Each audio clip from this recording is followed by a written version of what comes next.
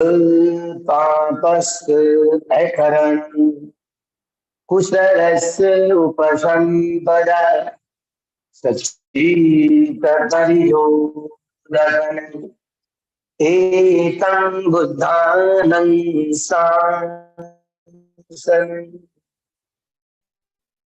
सभी प्रकार की जो पाप कर्म है अकरणीय है, नहीं करने चाहिए।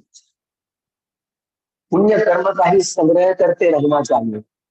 पुण्य का संपादन करने, हमेशा पुण्य का संपादन ही करते रहना चाहिए। और अपने भीतर जो मन, राग, द्वेष, मोह, अहंकार, दुर्भावना से भरा हुआ है, उसको निर्मल करने की प्रक्रिया, सच्चित परियोदपन, अपने चित्त को नितांत निर्मल करें। यही बुद्ध की देशना है, यही बुद्ध का कथन है, यही बुद्ध का सद्धर्म है, बुद्ध शासन, यही उनका कहना है। भगवान ने अपने जीवन में 82,000 धम्म स्कंद प्रस्तुत किए। भगवान की वाणी 2,000 धम्म स्कंद अरहंतों की वाणी, कुल मिलकर के 84,000 धम्म स्कंद। यह 84,000 धम्म स्कंद भगवान के, बुद्ध की यही शासन कहा जाता है, उपदेश कहा जाता है, जिसमें 21,000 धम्मस्कंद सूत्र पिटक में, 21,000 धम्मस्कंद विनय पिटक में, और 42,000 धम्मस्कंद अभिधम्म पिटक। कुल मिलकर के इसी तरह 84,000 धम्मस्कंद में भगवान की वाणी, भगवान का उपदेश। इस भगवान के उपदेश को ही, भगवान का कहना, भगवान का प्रतिपादन करना, भगवान की धम्म देशना, इसी को ही बुद्ध शासन कहा जाता है, जिसमें गृह त्यागी, जिसमें उपासक, उपासिका, भिक्षु और भिक्षुणी, यह सद्धर्म के 4 आधार स्तंभ हुआ करते। जब तक ये चारों आधार स्तंभ सबल नहीं होते, बलवान नहीं होते, तो सद्धर्म फूलता नहीं, फलता नहीं। सद्धर्म को आयाम या व्यायाम मिलता नहीं। इसलिए उपासक, उपासिका, भिक्षु और भिक्षुणी, ये चारों जो आधार स्तंभ है सद्धर्म के, बड़े बलशाली होने चाहिए। कैसे बलशाली होंगे?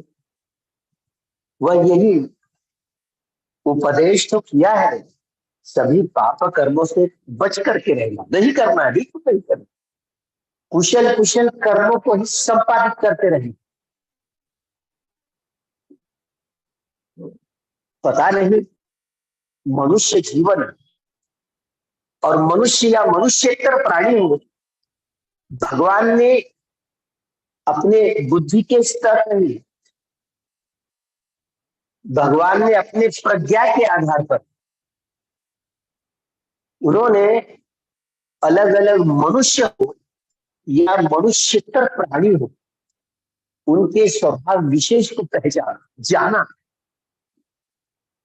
क्या आपका स्वभाव विशेष है? किस स्वभाव वाले व्यक्ति हो, किस धर्म वाले व्यक्ति हो, किस नियमों से जीते हो, अक्सर भगवान ने जाना।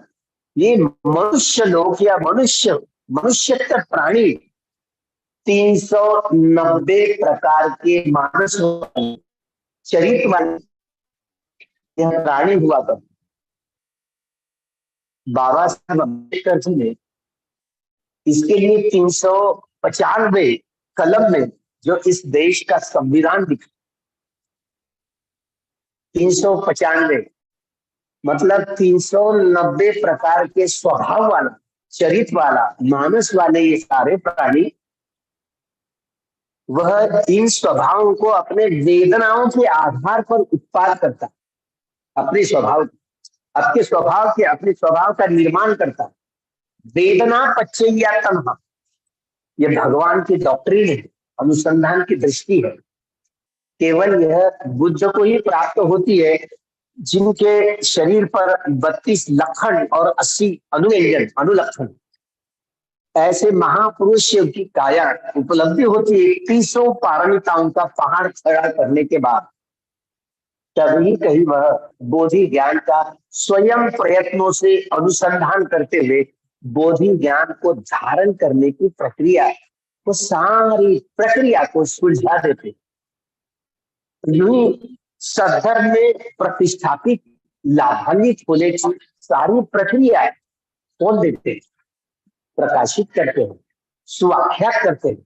जो भी अग्रही या त्यागी लोग भगवान से संपर्क में आते हैं, लाभान्वित होते हैं, अपने भीतर की सारी अविद्या दूर करते हुए आर्य सत्य का साक्षात्कार करते हुए भीतर की सारी अविद्या का प्रपंच दूर कर लेते हैं और निर्वाण का साक्षात्कार करते। तो ही जिस व्यक्तियों ने, जिन प्राणियों ने निर्वाण का साक्षात्कार किया हो, वह प्राणी अपने मन के स्वभाव को जड़ से बदलने में वह कामयाब हुआ। हम सभी लोग चाहे अपने आप को कोई क्रिश्चियन हो, बौद्ध हो, जैन हो, सिख हो, यहूदी हो, हिंदू हो, मुस्लिम हो, ब्राह्मण हो, ब्राह्मणेतर हो, काले हो, गोरे हो, इस वंश के या उस वंश के हो, इस प्रकार की बोली भाषा या उस प्रकार की बोली भाषा वाले बोलने वाले हो, या इस प्रकार की वेशभूषा या उस प्रकार की वेशभूषा पहनाने वाले, कोई फर्क नहीं पड़ता। हर व्यक्ति रागरंजित, देश रुचि और मोहपूरित होकर के काया वाचा मन के द्वारा कर्म करता है। कर्म करता है। कर्म ये काया वाचा और मन के द्वारा किए जाए। भगवान कहते हैं मनोपबंगमा धम्मा मनुष्यथा मनोमय मनसा पदुत्थेन भासति वा करोति वा ततो न दुख मनवेति चक्रं वह तो मनोपबंगमा धम्मा मनुष्यथा मनोमय मनसाची प्रसन्नेन भासति वा करोति वा ततो न सुख मनवेति छाया अनपाई। भगवान कहते हैं सभी चीजों की जड़ मन है। मन ही प्रथम उत्पन्न होता है।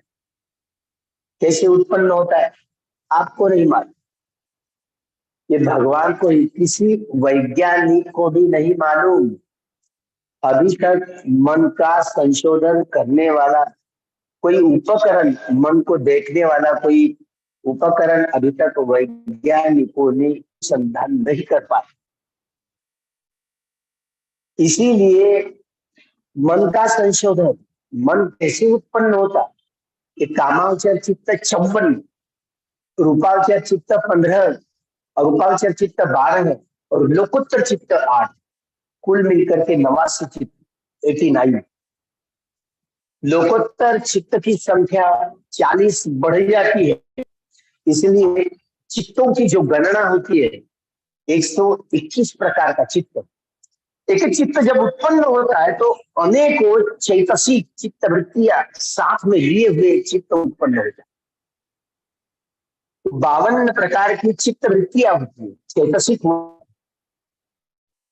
28 प्रकार का रूप, रूप रूप बोले तो ये जो दिख रहा है भौतिक जगत, ये सारे सूरज, चांद, तारे, आकाश, ये जो भी पेड़ पौधे, प्राणी, मनुष्य, मनुष्यतर, जो भी सारे प्रकृति को हम देख रहे हैं, ये भौतिक जगत कहा गया जो अपनी आंखों से देखा जा सकता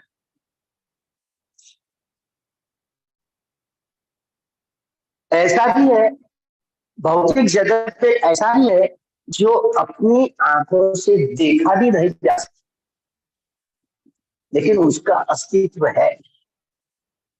अभी परमाणु क्या अपनी आंखों से देख पाएंगे? अच्छा हुआ कि हमको समझने के लिए 1968 अल्वर्स लुईस इस वैज्ञानिक ने 1968 में बबल चेम्बर नाम का संशोधित किया।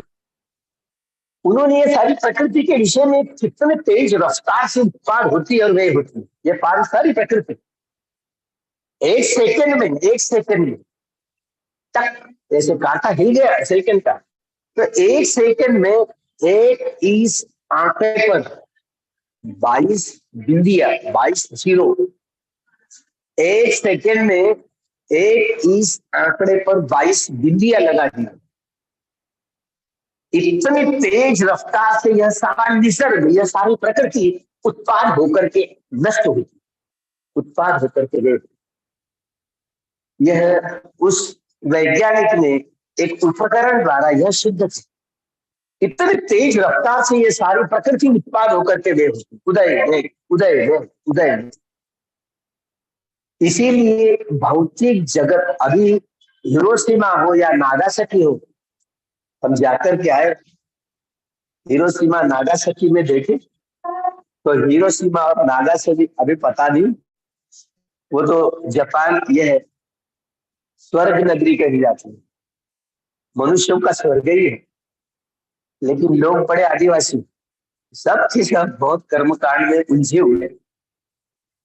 हमारे यहाँ के जो लोग हैं ना, हमारे हाँ जो बुद्धिस्ट लोग हैं, जो वहां पर गए बड़े होशियार लोग हैं, तो एक दिन आएगा कि वो भी सत्ताधारी बन जाए। बहुत मूड है जापानीज लोग, वो क्यों मूड है, क्योंकि वो अभी वो कर्मकांड में नामी हो, क्यों हमारी सुरेश सोसाइटी कहते हैं, इस तरह महायान वाले लोग, उनको पता नहीं। अभी जैसे इस साल की जो जयंती का महोत्सव बड़े पैमाने पर हुआ, और उनमें बहुत सभी प्रदेश के जितने जापान के अपने लोग हैं इकट्ठा आ गए और बड़े पैमाने पर बाबा साहब की जयंती मनाई। अब तब से अलग अलग जो दो ये सेंटर है टोक्यो में, अभी इतने तेज रफ्तार भरने लगे, टोक्यो के जो जापानीज लोग ध्यान करने के लिए मजबूर हो गए। बड़े दोनों सेंटर फुल भरे हुए, मतलब लगे काम को। आपने तो किया ही होगा क्योंकि आप नागपुर में रहने वाले लोग हैं। धम्मनाथ सेंटर है, धम्म सुगति सेंटर है,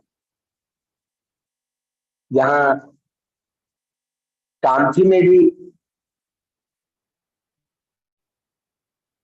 भी सेंटर है, जहाँ ड्रैगन पैलेस, तो अलग अलग तीनों सेंटर नजदीक में। तो आपने भगवान ने जो सिद्धार्थ गौतम निरंजा नदी तट पर जो पीपल उसमें बैठ गए और स्वयं प्रयत्नों के आधार पर आंखी मार करके बैठ गए, कमर पीठ और गर्दन को सीधी करते हुए आंखें बंद कर दी, दोनों होड़ बंद कर दिए, और जन्म से लेकर मरते दम तक हर व्यक्ति के पास में सांस जो भीतर आता है भीतर से बाहर जाता है, आखिरी का सांस छूट गया तो मृत्यु, उसको ही मृत्यु कहा जाता।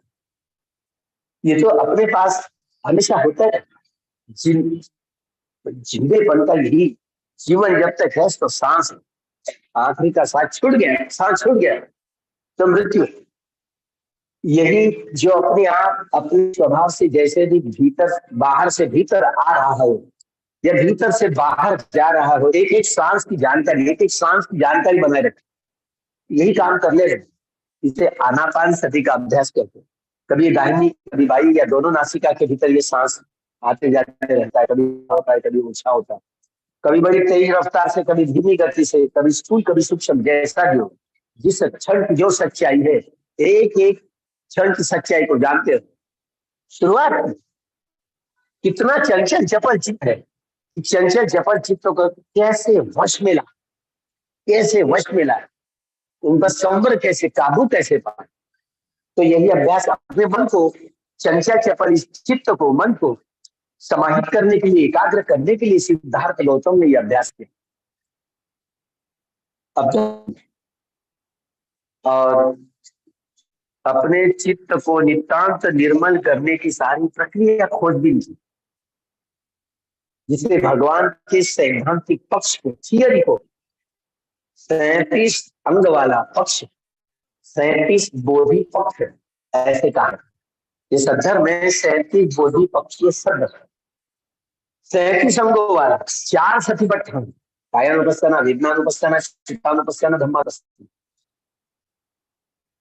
4 सम्मा प्रधान, सम्मा प्रधान, प्रधान प्रधान, भावना प्रधान, अनुरक्त प्रधान, 4 इद्धिपाद, चत्तादिपाद, छंद इद्धिपाद, वीर्य इद्धिपाद, चित्त इद्धिपाद, मीमांसा इद्धिपाद, पंच बलानि, श्रद्धा, वीर्य, शक्ति, प्रज्ञा, समाधि, 5 बल, पंच इंद्रिया, श्रद्धा इंद्रिया, वीर्य इंद्रिया, शक्ति इंद्रिया, समाधि इंद्रिया, प्रज्ञा इंद्रिया, 17 और 5 22 हो, 22 और 7 भोजंग, 7 बोधि के अंग, भोजंग, सति संभोजंग, धम्मविषय भोजंग, वीर्य भोजंग, पृथ्वी भोजंग, पसद्धि भोजंग, समाधि भोजंग, उपेक्षा भोजंग, 7 22 और 7 29, और आखिरी के अरियो अट्ठंगिको मग्गो, अरियो अट्ठंगिको मग्गो, कुल मिलकर के 37 अंग होते, 37।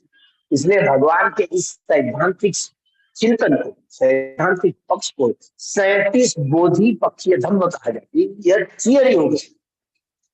ये कोई व्यक्ति 4 सतिपट्ठान को धारण करते, कोई व्यक्ति 4 सम्यक प्रधान को धारण करते हुए, कोई व्यक्ति 4 इद्धिपाद को धारण करते हुए, कोई व्यक्ति 5 बल को धारण करते हुए, कोई 5 इंद्रियों को धारण करते हुए, कोई 7 भोजंगों को धारण करते हुए, कोई अरियो अट्ठंगिको मग्गो, ये सारे विशुद्धि के मार्ग है, ये विशुद्धि के अंग है। सद्धर्म अपने आप में इतना परिशुद्ध और परिपूर्ण है। यही भगवान की देशना है, यही भगवान का शासन है।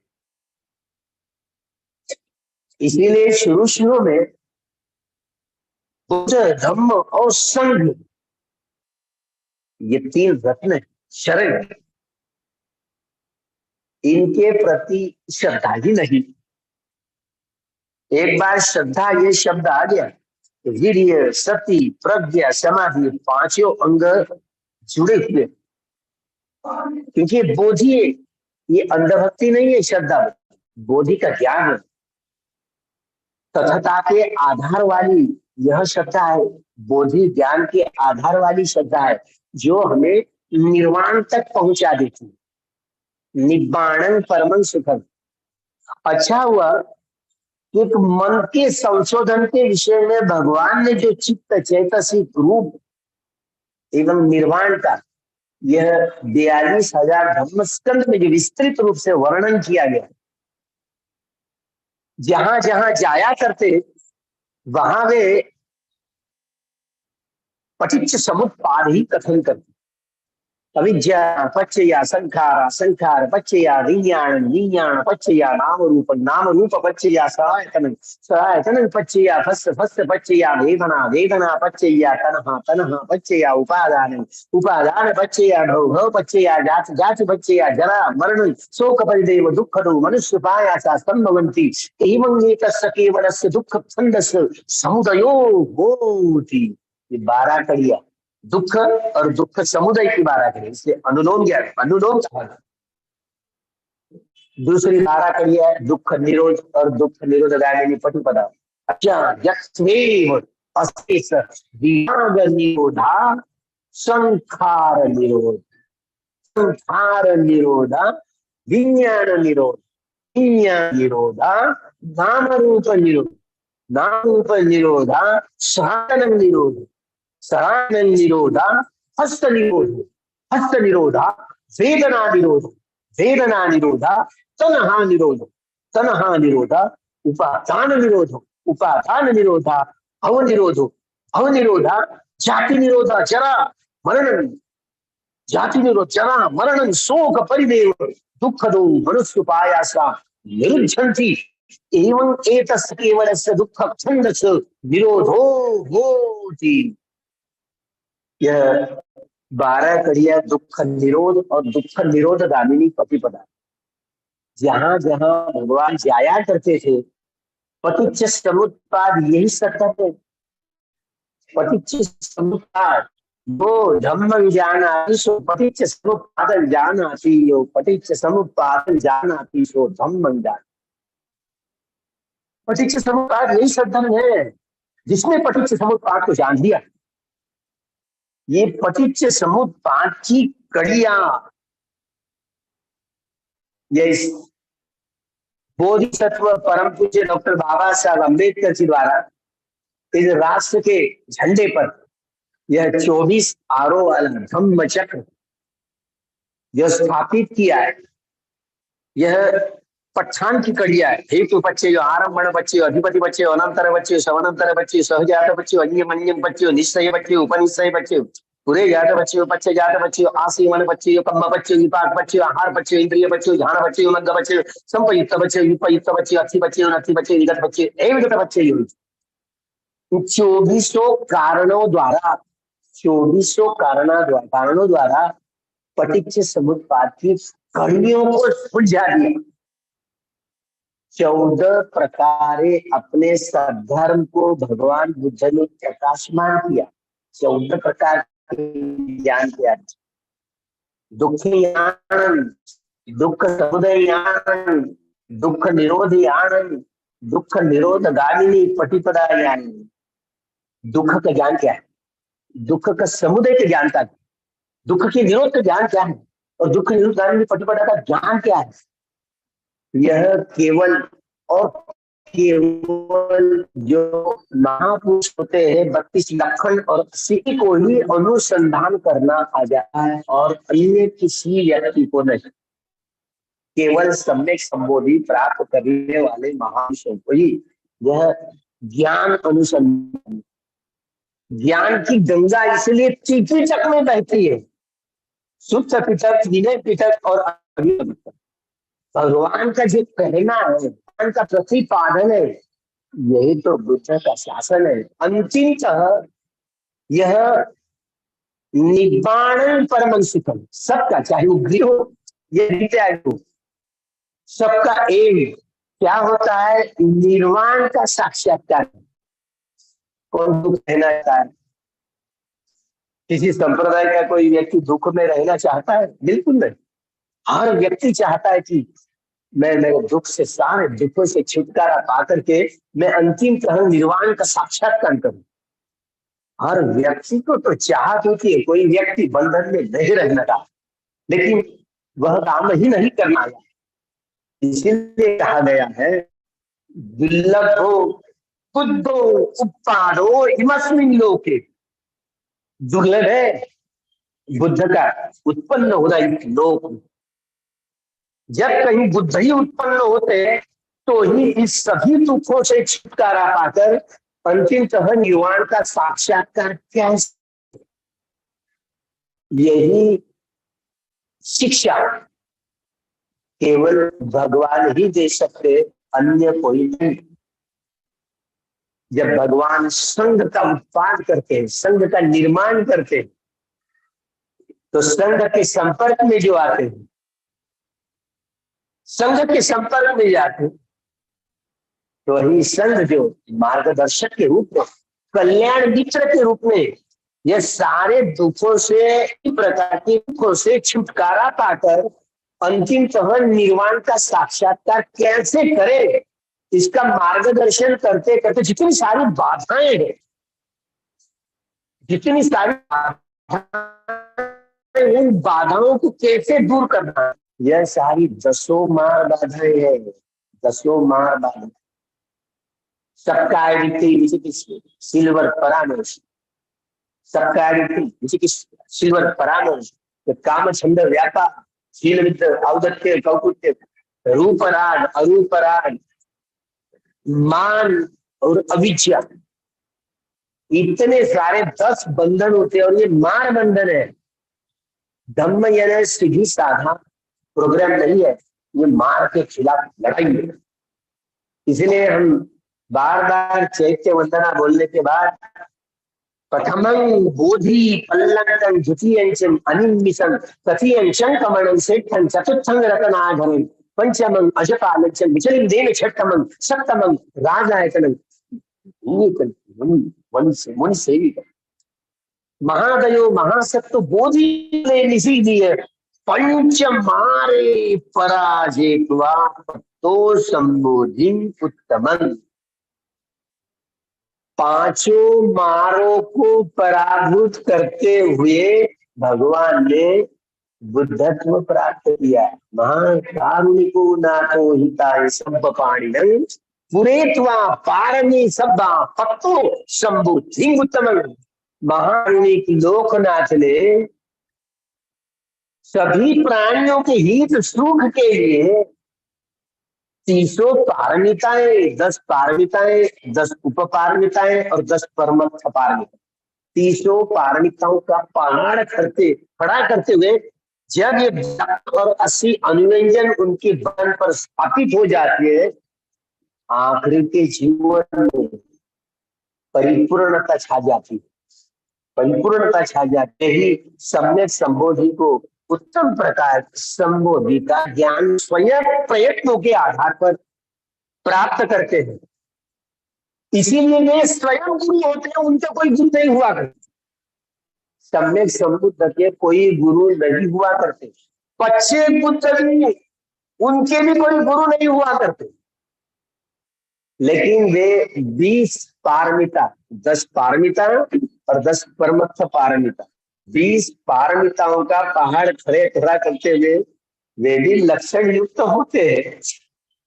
लेकिन उन दिनों मनुष्य लोग हो या देवता लोग हो, उनमें यह चित्त इतना स्थूल होता है उनका, जो धम्म श्रवण ही नहीं कर सकते। अब जो व्यक्ति धम्म श्रवण ही नहीं कर सकता तो भला धारण करने की तो बात दूर रही। इसलिए वो अकेले व्यक्ति है। पच्चे बुद्ध अकेले ही मुक्त हो जाते, इसलिए उनको पच्चे बुद्ध कहा। वे भी सारे आश्रमों से मुक्त हो गए, कामाश्रम, भवाश्रम, दृष्टाश्रम और अविद्याश्रम, सारे आश्रमों को दूर कर लेते संबुद्ध है, पच्चे बुद्ध है। और जिन्होंने बुद्ध शासन में रहते हुए अर्हत्व प्राप्त कर लिया हो, अर्थात बुद्ध शासन में अर्हत्व प्राप्त करने वाले व्यक्ति को सावक बुद्ध कहा जाता है, सावक बुद्ध। इसी तरह उन्होंने भी आश्रम क्षय कर लिया होता। सम्यक संबुद्ध, बुद्ध, सावक बुद्ध, यह तीनों सत्व ऐसे होते हैं जिन्होंने अपने सारे कामाश्रव, भवाश्रव, दृष्टाश्रव और अविद्याश्रव सारे आश्रव दूर करते हैं। इसीलिए उनका भव नहीं होता, नथी ताहि पुनर्भवोति, उनका पुनर्भव नहीं है, उनका पुनर्जन्म नहीं है। और बाकी सब लोगों का फिर से जन्म है। इसीलिए सबसे बड़ा रोग कहा गया भवरोग। देखो, भगवान का शासन, बुद्ध शासन है, सबसे बड़ा रोग है भवरोग। भव का अर्थ समझिए, भवतु सब मंगलम, आप सभी का मंगल हो, बोलते ना हो। भव, भवरोग यानी जन्म लेना, जीना और मृत्यु को प्राप्त होना, मृत्यु के उपरांत फिर से जन्म लेना, फिर से जीना और फिर मृत्यु को प्राप्त करना, फिर से जन्म लेना, इसी को ये कहा गया भवरोग। हम लोगों का विश्वास नहीं, वो देख लिया जाए, देखने वाले हैं, देखने वाले हैं। तो जिन्होंने अर्हत प्राप्त कर लिया हो, उनके पास वह दृष्टि होती है, वो देख सकते हैं कि कौन व्यक्ति कहाँ तक के उनकी पहुंच गई, कहाँ तक के वह पहुंच गया। हम सभी लोग मनुष्य लोग करके जन्म हुए हैं, दुर्लभ भोग। भगवान ने बात कही, मनुष्य का जन्म भी कितना दुर्लभ है, दुर्लभ। अगर मनुष्य करके हमारा जन्म नहीं हुआ होता तो सद्धर्म कहाँ से सीखने को मिले। मनुष्य और देवता लोग ये ऐसे होते हैं जो सद्धर्म को धारण करते हुए धर्म में श्रोतापन्न, सकदागामी, अनागामी या अर्हत्व प्राप्त कर सकते हैं, और प्राणी नहीं।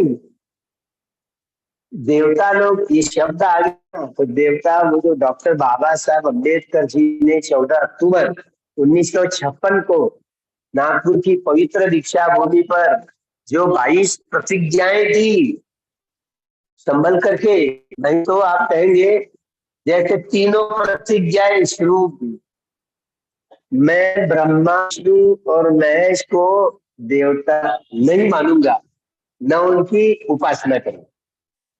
मैं राम एवं कृष्ण को देवता नहीं मानूंगा, न उनकी पूजा करूं, उपासना करूं।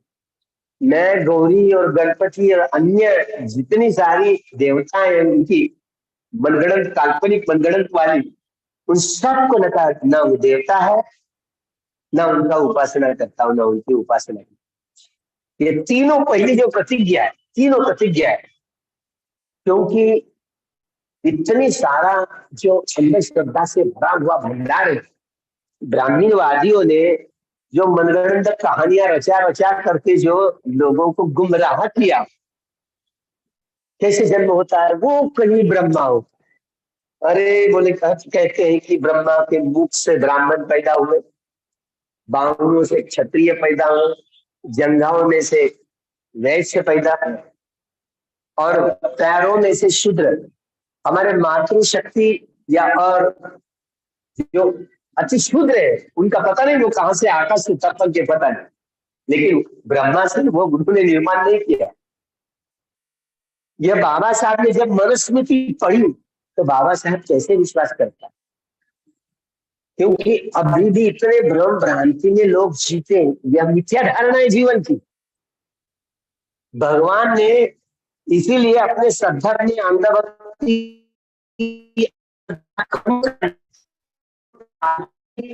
को किसी नहीं, को किसी हमें वैज्ञानिक किसी विषयों का संशोधन करते तो कल्पना का सहारा लेते। भगवान ने कल्पना नहीं की, ये स्वयं प्रयत्नों के आधार पर अनुसंधान किया तो कल्पना नहीं की। तथागत के सहारे चलने वाले तथागत हुआ करते, शुरू से लेकर अंत तक तथागत ने तथता का ही सहारा लिया, सत्य का ही सहारा लिया। क्या होता है सत्य? यह जन्म से लेकर मरते दम तक हर व्यक्ति के पास में ये सांस हुआ करता है। कल्पना है? कल्पना नहीं है, तथता है भाई। शुरू से लेकर अंत तक सांस आ रहा है, कल्पना नहीं। और ये सांस पर को, इस सांस पर से ध्यान करते करते करते करते मन को, पंचर मन को पकड़ लिया। आंखों से देखने वाला, कान से सुनने वाले, जुआ से चखने वाला, शरीर से स्पर्श की से जानकारी प्राप्त करने वाला, और चिंतन मनन करने वाला ये मन है ना, ये बाह्य मन है। अंतर मन हमारा ही है, लेकिन हमको मानने के लिए राजी नहीं। और व्यक्ति इसलिए अपने मन के स्वभाव के आधार पर, सब व्यक्ति अपने मन का गुलाम होता है, अपने स्वभाव का गुलाम होता है। आप सभी लोग राग मूलक, द्वेष मूलक, मोह मूलक, बुद्धि मूलक, भय मूलक स्वभाव वाले हो, श्रद्धा मूलक स्वभाव वाले नहीं हो। श्रद्धा मूलक स्वभाव ही व्यक्ति शुद्धता जानने वाला जो व्यक्ति चारों आर्य सत्यों का साकार करता हो। मेरा प्रश्न है कि आप सभी ने या किसी किसी ने कोई आर्य सत्यों का साक्षात्कार किया है? किसी ने किया है तो हाथ ऊपर उठाइए। अच्छा, ना उठाए क्योंकि ये बताने वाली चीज नहीं है ना।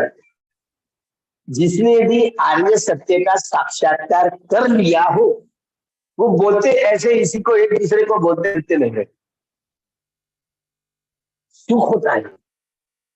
ये चार होती है ना जो रोजाना संगोधना में हम बोलते हैं, अर्थ श्रोतापन्न मार्गस्थ फलस्थ, शकदागामी मार्गस्थ फलस्थ, मार्गस्थ फलस्थ, अरहत मार्गस्थ फलस्थ, पुरुष पुत्र, ये 8 पुरुष पुद्गल लोकोत्तर चित्त को अनुभव करने वाले, इसलिए वो अर्य पुद्गल कहे गए हैं। अर्य मार्ग, अर्य धम्म धारण करते, इसलिए ये आर्य पुद्गल कहे गए। हमने आर्य शब्द को सुना तो हमारा माथा भड़क जाता। वो आर्य लोग कहां से आए? उधर से यूरेशिया से, वो खैबर खींच से यहाँ आए। उन्होंने हम पर मूल निवासियों पर आक्रमण किया और हम पर राजकर्ता बन गए। तो मूल निवासी पर बौछार इतनी ये हो जाती है तो हमका उतावलापन बढ़ जाता। लेकिन मूल शब्द अरिय धम्मो, अरियो अर्थांगिको मग्गो, अरिय का मतलब नोबेल ट्रुथ, नोबेल ट्रुथ, अरिय सत्य। आर्य सत्य का साक्षात्कार कैसे करना? कोई व्यक्ति, देवता हो या मनुष्य हो, आर्य सत्य का साक्षात्कार करते हुए ही अपने मन के स्वभाव को बदलने में वह कामयाब हो गया है। वह एक मनुष्य दूसरे मनुष्य के साथ में मनुष्यता का ही व्यवहार करेगा। अपनी भी हानि ना हो, औरों की भी हानि ना हो, ऐसे ही कर्म करेगा। और हम तुम लोग तेरी मेरी पर उतर जाते हैं। दो व्यक्ति एक नहीं है, एक माँ के दो बेटे होने के बावजूद भी एक नहीं, एक कलेजे के दो टुकड़े होने के बाद भी एक नहीं है। हमारा एक मित्र इस देश का सुरक्षा मंत्री हुआ था, प्रमोद महाजन। ये आरक्षण के सिलसिले में धनवटे रंग मंदिर में उस समय मैं रिपब्लिकन स्टूडेंट फेडरेशन का सेक्रेटरी था, स्टूडेंट विंग का। तब वह स्टूडेंट विंग का वह अध्यक्ष था प्रमोद महाजन। तो दोस्ती टूट गई हमारी। जब वो उन्होंने राम रथ यात्रा निकाली तो हमारी दोस्ती टूट गई। तो भला होता है, लेकिन उन्हीं के ही सगे भाई ने गोलियों से भून करके उनकी हत्या। ये एक भाई, सगा भाई, लेकिन हत्या कर सकता है। इतना क्रोध द्वेष इतना बढ़ जाता है कि भाई भाई का खून कहाँ गया? ये रिश्तेदारी कहाँ गई? खून का रिश्ता कहाँ? तो खून का रिश्ता भी भूल भाल जाते हैं। दो व्यक्ति एक नहीं है। इस नतीजे पर सिद्धार्थ गौतम पहुंचे। बोधि प्राप्त करने के बाद हर व्यक्ति अलग अलग स्वभाव वाला होता है और 390 प्रकार के स्वभाव वाले ये लोग होते हैं। सभी लोग विश्व के ये स्वभाव वेदनाओं के आधार पर बनाते हैं। जिन जिन लोगों ने विपश्यना का शिविर किया हो, देखो, वेदना पच्चैया तनहा, वेदना पच्चैया तनहा, सुखा वेदना आई। विपश्यना का ध्यान करते करते मन भोक्ता भाव में रमन करने लग जाता है और प्रतिक्रिया करके आसक्ति की राख की गांठें बांधने का काम। दुखा वेदना आई, मन भोक्ता भाव में रमन करने लग जाता है और प्रतिक्रिया करके देश की गांठें बांधने का काम करता है। और दुखा असुखा न्यूट्रल वेदनाएं कही गई है। मतलब धारा प्रवाह होता ना, उन्हें कहीं अधुखा अशुखा संवेदना कही गई है। जो अधुखा अशुखा संवेदना आई तो इससे मन भोक्ता भाव में रमन करने लग जाता है और मोह मूढ़ता की गांठें बांधने लग जाता है। इसीलिए वेदना पच्चैया तना, हर मनुष्य या मनुष्य तक प्राणी यही काम करते रहते हैं। एक ही काम करते हैं कि जब बुद्ध उत्पन्न होते हैं, बोधि ज्ञान का अनुसंधान करते हैं, वेदना पच्चैया पय्या। जिस वेदनाओं के आधार पर मनुष्य या मनुष्य तक प्राणी बेहोशी में रह करके सुखा वेदनाएं तो रात के, दुखा वेदनाएं तो देश के, अधुखा सुखा वेदनाएं तो मोह मूढ़ता के भोक्ता भाव में रहकर वे गांठें बांध बांध कर अपने दुख चक्र को, भव चक्र को, लोक चक्र को, लोक चक्र को, दुख चक्र को, भव पच्चैया पय्या। वेदनाओं के आधार पर प्रज्ञा जगा। क्या होती है प्रज्ञा? अनुभूति वाला ज्ञान, केवल सुना हुआ ज्ञान नहीं, सूत्रमय ज्ञान नहीं, केवल चिंतनमय ज्ञान नहीं। चिंतनमय ज्ञान को सीमा होती, प्रज्ञा को सीमा मिली। अनुभूति उतरने वाला, उतार करके देखने वाला ज्ञान, भावी तपंती में भीतर अनुभूति पर जो उतार करके देख लिया जाता है वही भावी किया जाता है। भावी करने का मतलब अनुभूति पर उतार लिया जाए, उतार करके अनुभूति पर उतार करके अनुभव करके देख लिया जाता है। इसी कोई भावना में ज्ञान का है। ये भावित ज्ञान जो अपने स्वयं को निर्वाण तक पहुंचाने, इसीलिए प्रज्ञान ते संखारा अनिच्चा, सबे संखारा दुखाती, सबे धम्मा अमृताति यदा पඤ्ඤाय पसरति जीवनति दुखे ये समग्र। सभी संस्कार अनित्य, सभी संस्कार दुख है, सभी धर्म अनात्म है। यह बोधि को, ये बोधि के अंग को धारण करने की प्रक्रिया से गुजरता। तीनों लक्षण है प्रज्ञा के, प्रज्ञा के तीनों लक्षण। अनित्य क्या है, दुख क्या है, ये अनात्म क्या है। अनित्य ज्ञान के आधार पर अनित्य का बोध करते हुए बोधि ज्ञान को धारण करने की प्रक्रिया, इसी को ही प्रतिसंख्या ज्ञान कहला गया। एक बार कठिन वाक्य, अनित्य ज्ञान के आधार पर अनित्य का बोध करते हुए बोधि ज्ञान धारण करने की प्रक्रिया प्रतिसंख्या ज्ञान कहला। दुख ज्ञान के आधार पर दुख का बोध करते हुए भी ज्ञान धारण करने की प्रक्रिया, यह संख्या ज्ञान है। अत्त यानी मैं, अनंत यानी मैं नहीं हूं, मेरी काया, मेरा मन, इसको मैं कहूं, मेरा कहूं, क्या मेरा कहने लायक, ये अनात्म है। इस शरीर के भीतर कोई ईश्वर परमेश्वर आत्मा परमात्मा नहीं है। ये ईश्वर परमेश्वर आत्मा परमात्मा यह केवल काल्पनिक एजेंडा, तथता नहीं है। भगवान इस नतीजे पर एक एक करके यह बोधि ज्ञान को धारण करने के समय जिस शरीर को मैं कहता हूं, मेरा मेरा कहता हूं, अरे यह अग्नि वायु जल और पृथ्वी धातुओं से बना हुआ है, जो करेंगे करेंगे ना। ये स्थूल शरीर विपश्यना ज्ञान के आधार पर विपश्यना का अभ्यास करते हुए इस शरीर के और मन के प्रपंच के टुकड़े टुकड़े करके देखना, यही अनित्य लक्षण है। कथमात ऋक्षवे अनित्यं ज्ञानं दुःखे ज्ञानं दुःख समुदय ज्ञानं दुःख ज्ञानं दुःख निरोध गानिनी पटिपदाय ज्ञानंति इति उच्यते इति विक्कवे सम्मादिति। और व्यक्ति इस कदम पर पथ चलते चलते सम्मादिति साथ में रख करके चलना है। सम्मावीर्य साथ में रख करके चलना है, इसको व्यायाम कहा गया। सम्मा सती साथ में रख करके चलना है। कैसे चलेंगे, मतलब चलने का मतलब है कर्म करना, और कर्म काया वाणी मन के द्वारा किए जाते हैं। जिसने अन्य सत्य का साक्षात्कार किया हो वही परिपूर्ण हुआ। क्रांति इसे कहते, क्रांति अपने मन के मूल स्वभाव को बदलने की बात, यही क्रांति कहलाई। मनुष्य करके रचना, हम सब लोग मनुष्य करके जन्म भी हुआ हो, लेकिन हमको एक दूसरे के साथ में मनुष्य के समान बर्ताव आचरण करना नहीं आता। जो व्यक्ति चारों आर्य सत्य का साक्षात्कार करता हो, श्रोता पन्न सकल अनादि अनादि और मार्गस्थ या फल अर्थपूरी समझ गला, ये आर्य पुद्गल है। जो व्यक्ति आर्य सत्य का साक्षात्कार करता है वो आर्य कहलाना। चच्चो होती है, क्यों कब तो होती है। जन्म से कोई आर्य हुआ नहीं करता, लेकिन अब जहां मोहनजोदड़ो हो, हड़प्पा हो, आप जाकर के आइए, वहां खोद काम मिल गया है।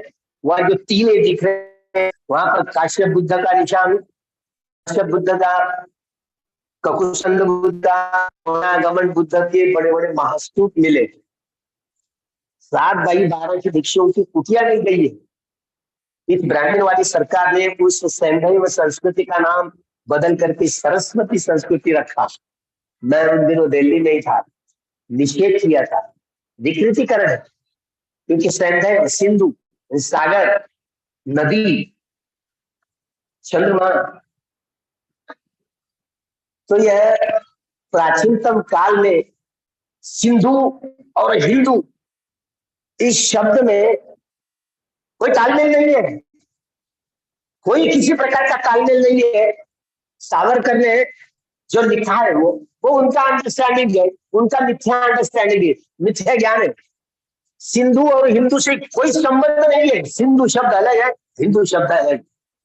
हिंदू यह शब्द मूलतः ईरानियन, ईरान जिसको पर्शिया कहा गया है, पर्शियन लैंग्वेज, ईरान की भाषा, यह पर्शियन वर्ड है, हिंदी शब्द हिंदू।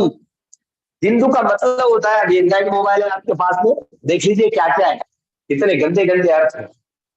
हिंदू यह शब्द जब पर्शियन लोग, मुस्लिम राज सत्ता करने वाले लोग यहाँ पर आए, तो उन्होंने इस देश का नाम हिंदुस्तान रखा। हिंदू का मतलब है गुलाम, काला, दास, चोर, लुच्चा, लफंगा, इस अर्थ में लिया है। चोर, लुच्चा, लफंगा, गुलाम, काला, दास, गुलाम के संदर्भ उचित बात नहीं है, लेकिन ब्राह्मणवादियों ने अपने ब्राह्मण धर्म को, ब्राह्मण संप्रदाय को उन्होंने हिंदू करके हिंदू धर्म में कन्वर्ट किया, क्योंकि कहने लगे दो आर टोटली हिंदू। तो यूरोपियन लोग वह हिंदू बोलने में बड़ी तकलीफ जाती है। जब अंग्रेजी लोग आए तो वे दो आर टोटली हिंदू, तो Hindus, Hindus, Indus, Indus, India. इसी तरह हिंदू शब्द का ही अपभ्रंश इंडिया है। ब्रिटिश जब राज्य करता थे तो ब्रिटिश इंडिया इस कॉलोनी का नाम था। इंग्रेज छोड़कर भी है तो ब्रिटिश यह शब्द कट गया, और बाबा साहब ने इंडिया संविधान में लिखा, इंडिया दैट मीन्स भारत, तो हम इसीलिए हम भारतीय कहेंगे। वैसे हिंदुस्तान कहना कानूनन गुनाह होता है। इस देश को कोई लोग हिंदुस्तान कहते फिरते हैं ना, वैसे कानूनन गुनाह होता है, कहने वाला, लेकिन कहते जबरदस्ती, क्या करेंगे। तो इसी तरह अभी तो वो छोड़ करके चले गए ना, अभी तो सिंधु नदी का हिंदू तो नहीं बदला ना, अभी तो सिंधु ही, क्योंकि सिंधुस्तान तो अभी कहना चाहिए था ना, ऐसा नहीं हुआ ना, सिंधु नदी नहीं करके वो नहीं पुकारा गया। तो सिंधु सैंधव, सिंधु सागर की उपमा दी थी सब धर्म को। जैसे सारी नदियां, इतनी बड़ी नदी समंदर में घुल नहीं जाती है कि ये नदी है कि वो नदी है, सागर का रूप धारण करती है। सद्धर्म की उपमा ऐसे होती है, सागर के समान होती है। वर्ण विहीनता की सारी प्रक्रिया होती है, सारे वर्ण का विघटन, संश्लेषण, विश्लेषण होता है। वर्ण विहीन समाज व्यवस्था निर्माण हुई थी सिद्धार्थ गौतम के समय, जो बुद्धत्व प्राप्त हुए, अलग अलग लोग उनके संपर्क में आए। जो दास शूद्र प्रथाएं थी उन दिनों, वर्ण व्यवस्था थी, तो वर्ण विहीन व्यवस्था निर्माण हो गई है। इसमें नारी जाति को कितना सम्मान दिया गया, तो नारी भी भिक्षु संघ में प्रवेश करती। उसके बाद में आज तक के इतना कठोर और कटु नियम बनाए गए, जब इस देश में 1250 वर्ष बुद्धिस्टों का राज, अलग अलग में देवानंद की ये ऋषि सम्राट अशोक, जिनके काल में सोने की चिड़िया कहता है, ये 10 मौर्य राजा बड़े धार्मिक राजा। उन दिनों 10 धार्मिक राजा सम्राट अशोक के जमाने में, प्रथम बुद्ध शासन में कितना फूला फल गया। सारे देश विदेश में अर्धक भिक्षुओं को भेज करके तक्षशिला, नालंदा, विक्रमशिला इत्यादि 19 विश्वविद्यालय बड़े बड़े, जिनमें बोधि ज्ञान का अभ्यास करने के लिए, बोधि ज्ञान का आधार धारण करने के लिए, बोधि ज्ञान को पढ़ने के लिए, पढ़ाई करने के लिए देश विदेश से लोग यहाँ पढ़ने के लिए आया करते थे। सोने की चिड़िया कहलाए। लेकिन बाबा साहब 1 जनवरी 1927 को पहली बार भीमा कोरिया पहली बार, और बाबा साहब को शमन संस्कृति यानी ब्राह्मण संस्कृति और ब्राह्मण संस्कृति की दरार, इतिहास को भूल भाल जो जाते हैं, इतिहास बना नहीं पाते, नहीं निर्माण कर पाते, भूल भाल गए लोग। इसीलिए बाबा साहब ने 1 जनवरी 1927 को पहली बार विजय स्तंभ पर जग गए और इतिहास की धारा को संशोधित कर पाए। हम पराभूतों का इतिहास, हम पराभूत हुए हैं। सारे लोग कुंभी, ठेली, माली, लोहार, सूता, चमार, ये ब्राह्मणेतर, बहिष्कृत, आदिवासी, भटके विमुक्त और जितने सारे धर्मांतरित मुस्लिम हो या क्रिश्चियन हो, ये सारे नागवंशीय लोग थे। प्राचीनतम काल में ये सारे नागवंशीय लोग थे और ये नागवंशीय लोग भगवान बुद्ध के सद्धर्म के वारसदार थे। ऐसा बाबा साहब ने कहा।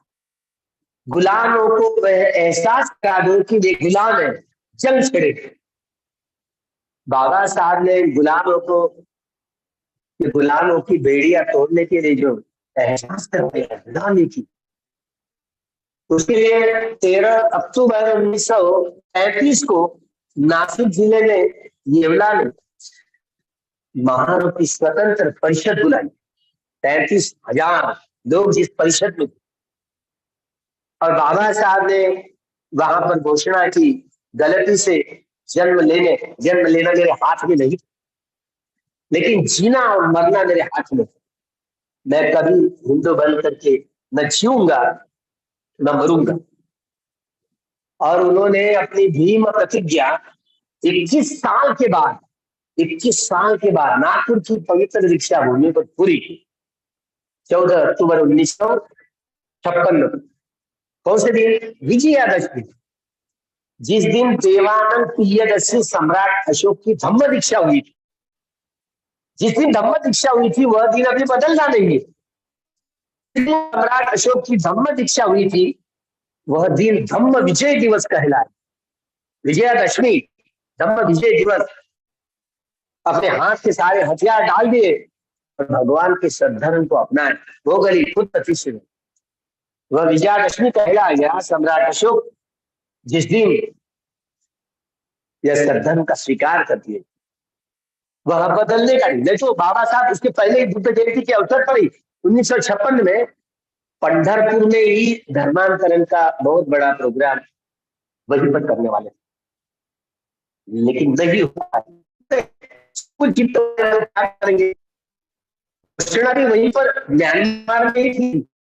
56 से लेकर 56 तक 2 साल तक 2500 भिक्षुओं ने इकट्ठा होकर के भगवान के 21,000 सूत्र पिटक के धम्मस्कंद, 21,000 विनय पिटक के और 42,000 अभिनंदन पिटक के धम्मस्कंद का पारायण किया। 2 साल तक पारायण किया 2500 भिक्षुओं ने इकट्ठा करके। बाबा साहब में आखिरी के दिनों में से शिवोल भंडारा में जो चुनाव हुआ था लोकसभा का, बाबा साहब सुनने को मिला। निराश नहीं हुए, लेकिन वहीं पर घोषणा की। बाबा साहब ने कहे कि देश की हालत इतनी बेकार हो गई कि हम भुलभाल गए भगवान बुद्ध को, इतिहास ही गवाह बैठे, हम पराभूत हुए। तो पराभूतों का इतिहास, हम गुलामों को एहसास करा दो कि जंग छेड़ेंगे। महान लोगों ने दोनों हाथ ऊंचा उठाते हुए बाबा साहब को समर्थन किया, धर्मांतरण का समर्थन। उसी सभा में सह्याद्री कुंड पुराण के कुछ दाखले दिए। सह्याद्री कुंड पुराण मराठी में, महाराष्ट्र में पढ़ना चाहिए आपने, आरएसएस के लाइब्रेरी में है, रेशम बाग। अब कौन जाकर के पढ़ेगा, क्योंकि मुंबई मराठी में जो सह्याद्री कुंड पुराण था वो भी पिछले बार गया तो वहां किसी ने गायब किया, पता नहीं। बाबा साहब ने 13 1935 जब येवला में सभा दी, उन दिनों बाबा साहब ने ग्रंथ के संदर्भ दी कि ब्राह्मणेतर, आदिवासी, भटका विमुक्त, बहिष्कृत लोग और धर्मांतरित होने वाले जो लोग, उनके इतनी गाली गलौज देने वाली जो मुहावरे होती है, मराठी में कहा जाता, तो मराठी में इतना वर्णन किया गया है। क्या है? ये कुर्मी समाज, कुड़वाड़ी समाज जिनको कहा जाता है, कुड़वाड़ी, कुड़ावर जगनारे लोग, उनके लोगों के लिए क्या रखना चाहिए पता है? उसमें लिखा गया मराठी में, कुणबटम, धसकटम, अक्कल थोडी आणि बायको जिथून घेतली घोडी। गेला तो रुमण्याची नाही तर आला तर भोगण्याची. एका तरी कुंडली वाचलं. आमचे मामा देशमुख प्राध्यापक मानव त्यातून त्याचे पोट धरून हसायचे. बामणांनी आमच्या विषयी काय लिहिलं म्हणे वाईट वाईट घाण होतं कोकली म्हणे. कितना गंदा गंदा लिखा हूं, कितना गंदा गंदे अक्षर हो. कुणबट हसकट अक्कल थोडी बायको विकून घेतली घोडी. गेला तर रुमण्याची नाही तर आला तर भोगण्याची. पावनकुळेला माहिती आहे का, सकाळी उठल्याबरोबर सगळ्यांची तोंड पाहून मराठीने लिखा है, पण ते तोंड पाहून काय झालं कोणाला, क्या हुआ उसकी फोटो. आज भी हमारे मामा मोहन भागवत जी है ना, वो सुबह सुबह उठे बराबर नरेंद्र मोदी को देखने के लिए नहीं देखना चाहते, क्योंकि वो तेली. अब कागज में लिखा हुआ है तेली है कि नहीं पता नहीं, लेकिन कागज में लिखा हुआ है वो तेली है. वो भी फ्रॉड सर्टिफिकेट है ये पता नहीं. और सारी डिग्री फ्रॉड है तो क्या करते हैं. तो सुना है ये एक समय के लिए कुर्मी लोग, तेली लोग, बुद्धिस्ट लोग थे. भगवान बुद्ध के सत्संग के अनुयायी थे, वारंदार. क्या घड़ी शब्दों में उनका वर्णन किया गया, कैसे मुहावरे रचे. सोनार सख्या बहिणी की खाना, किसी सोनार ने पढ़ लिखा पढ़ते. मान महा उसका जवाब, गोंड गोवारी जात गोवारी. गोंड गोवारी हे माना माणुसकीत नाही आणि डुक्कर सरकशीत नाही. कलार कोळी मराठा सोनार भिवराची फुटी.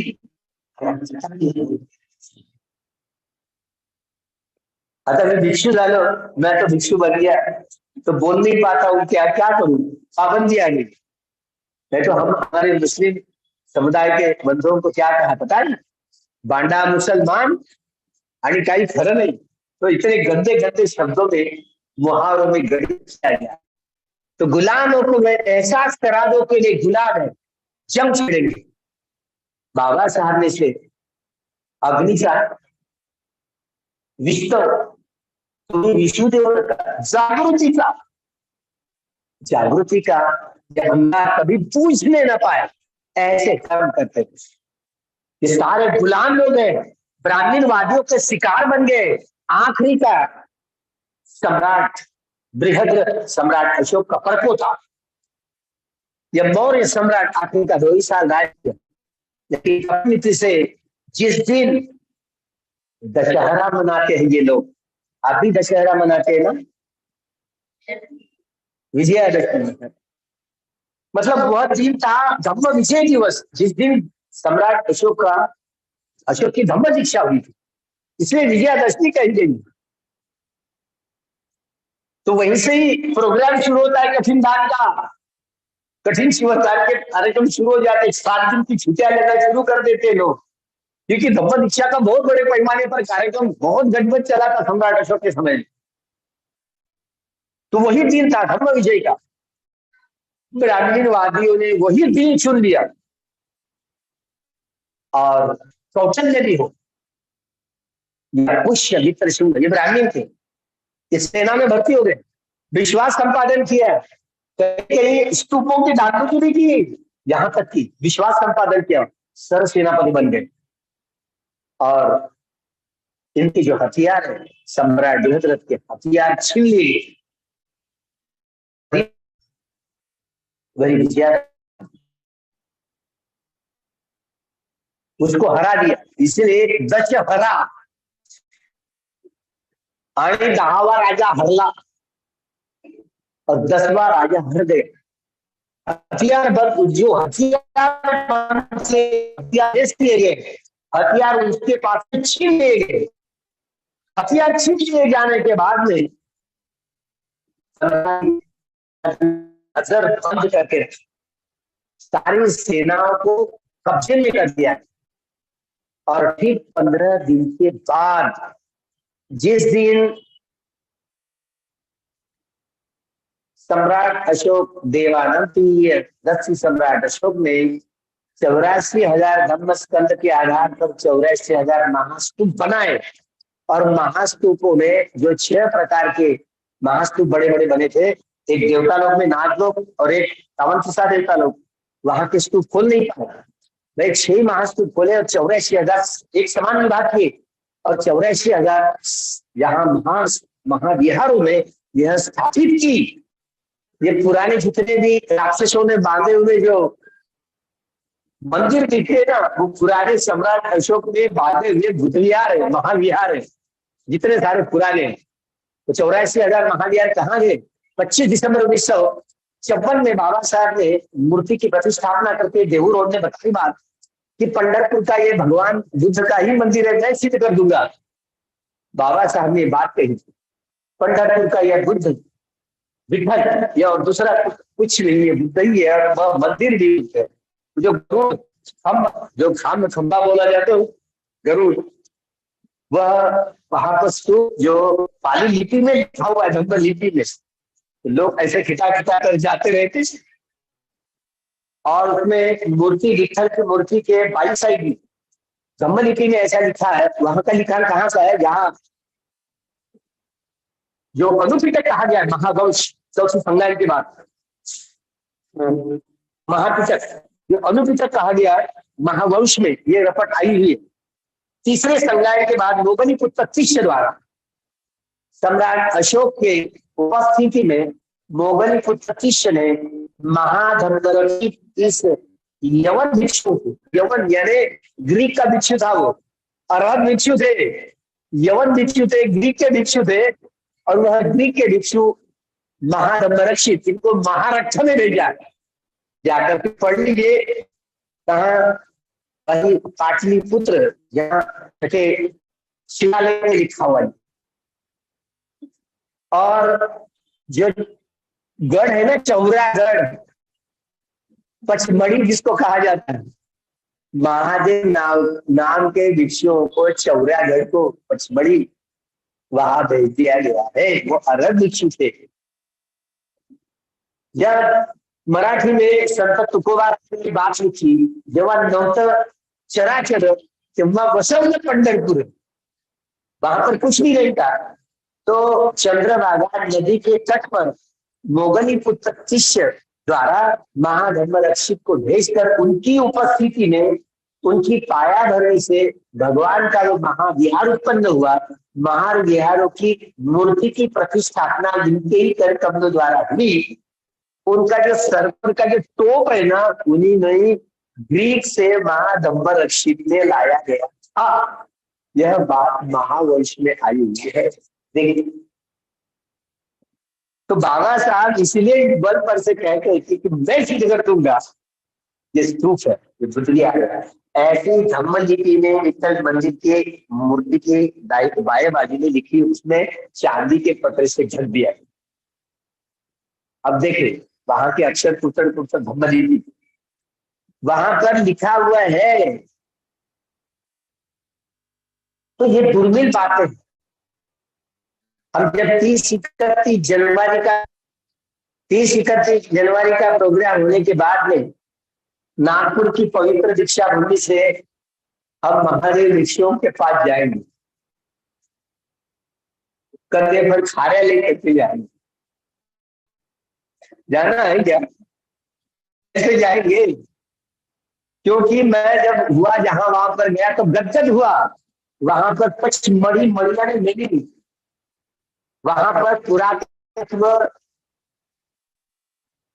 कार्यालयों में अपनी अपनी सभी कानूनन वहां पर बारी फलक लिए गए कि बुद्ध ले लिए।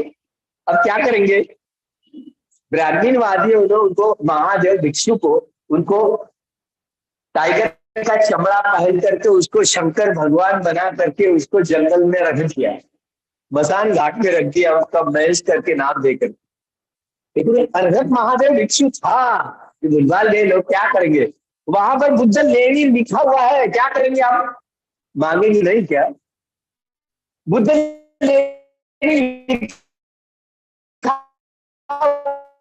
पुरातत्व वैज्ञानिक झूठ बोलेंगे, इसलिए हमको जाना। ये महादेव नाम का, मैं नासिक में गया, जहाँ ब्रह्मा विष्णु महेश ऐसे प्रकृति कुदरतन ऐसे दिखता है, लोग कहते हैं महाब्रह्म। लेकिन वो जो ब्रह्मगिरी है ना, असली ब्रह्मगिरी वहीं पर है जहां से वो नदी बहती है, ब्रह्मकुंड नदी। वो पुराना चित्रण है। त्र्यंबक, त्र्यंबक यानी तीन बक ब्रह्मा, महाब्रह्मा, ब्रह्मकारी सज्जा, ब्रह्म पुरोहिता। ये नाम अभी वहां पर महादेव कोली लोग रहे थे, आदिवासी लोग रहे थे, भूल भाग के खाली बातें। मैं जब जो अरहर किला बोलते ना, हर हर किला बोलते, देखिए हर हर किला, वो हर हर नहीं, और हर कौन सा किला है। मैं जब वहां पर गया, चढ़ पाया तो नौ कुबे है भिक्षुओं के, भिक्षुओं के है, अन्य लोगों के नहीं, ये पता नहीं पूरा तत्व वहां पर जा नहीं पाए लोग। वो अरहंतों का ताफा वहां बुद्धि बल वाला रहता था। भिक्षुओं के 9 कुंड है पानी पीने के लिए, इनके बल वाले भिक्षु भी रहा करते थे। त्र्यंबक, ये नाम ही बुद्धिज्म का है। नासिक के लेनिया, ये कितना महाराष्ट्र में बाबा साहब ने कहा था 2000 लेनिया देश में है, 2000 लेनिया, और 2000 लेनिया से 1700 लेनिया अकेले महाराष्ट्र में। इसका मतलब यह है कि 100% महाराष्ट्र बुद्धिस्ट था। 1250 साल बुद्धिस्ट राजा यहाँ पर राज किया करते। बाबा साहब ने ये सच बताया, इसलिए गुलामों को एहसास करा दो कि वे गुलाम है, जंग छेड़ेंगे। बहुत बड़ी ड्यूटी दी हम सबको। ये सारा ब्राह्मण समाज, आदिवासी समाज, भटका युक्त समाज एक समय के वे बुद्धिस्ट लोग थे। अब भूलभाल गए, पराभूत हो गए, और बाद में द्राविड़वादियों ने आक्रमण किया। एक एक शमन संस्कृति का प्रतिनिधित्व करने वाले भिक्षु एक एक भिक्षुओं को पकड़ के उसका सर कत्लेआम करने के लिए, गुरु दक्षिणा के रूप में दान ग्रहण करने के लिए 10,000 सोने कारशापन दिए गए, सोने के सिक्के दिए गए। इसी तरह का ऐसे कत्लेआम किया जाता था। और फिर भिक्षु दाढ़ी किए और सर के बाल बढ़ा करके ऐसे घूमने लगे जंगल पहाड़ों में, दूसरा कंदराओं में। यही वो नाथपंथी लोग थे। जब बाबा साहब ने बात पहचानी, भोलानाथ, यही महादेव भिक्षु था, भोलानाथ ना महादेव भिक्षु थे। ये मच्छिंद्रनाथ गोरखनाथ के भिक्षु, ये भिक्षु लोग थे। वारकरी भिक्षु थे, भागवती भिक्षु थे, महानुभाव पंथी भिक्षु थे, लोग ये सूफी पंथी भिक्षु थे, लिंगायत पंथी भिक्षु थे।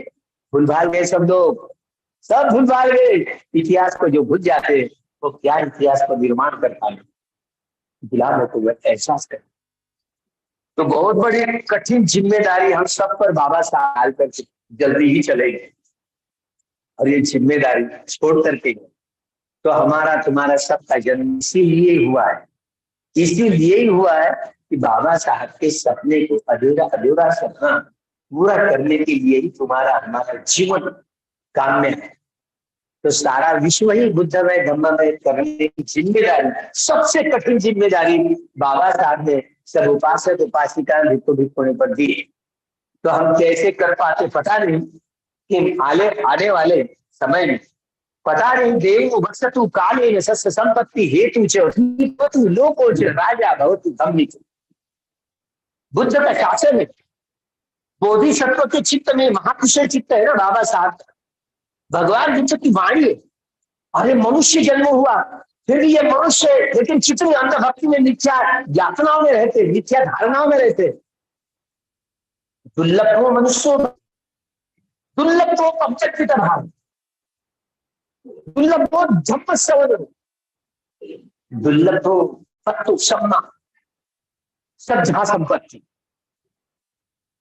श्रद्धा संपत्ति प्राप्त करना भी कितना दुर्लभ है, धम्म श्रवण करना भी कितना दुर्लभ है। कितनी मिथ्या अंडरस्टैंडिंग में, मिथ्या धारणाओं में बनाए हुए रक्षा रहते हैं लोग, उनको क्या पता कि बुद्ध क्या चीज है। अभी 67 साल होने जा रहे हैं अक्टूबर में, बाबा साहब ने जो धर्म क्रांति की, इतने साल बीत गए, लेकिन हमारी श्रद्धा ही नहीं बुद्ध धर्म और संघ के गुणों पर। बुद्ध धर्म संघ के 3 रत्न है ना, महान रत्न है, तुलना नहीं। अपमानो बुद्धो, अपमानो धर्मो, अपमानो संघ, तुलना नहीं की जा सकती। रत्न है, इन रत्नों के प्रति बुद्ध शासन हम कहते हैं। तो किसको बुद्ध शासन? ये रत्न है बुद्ध के शासन।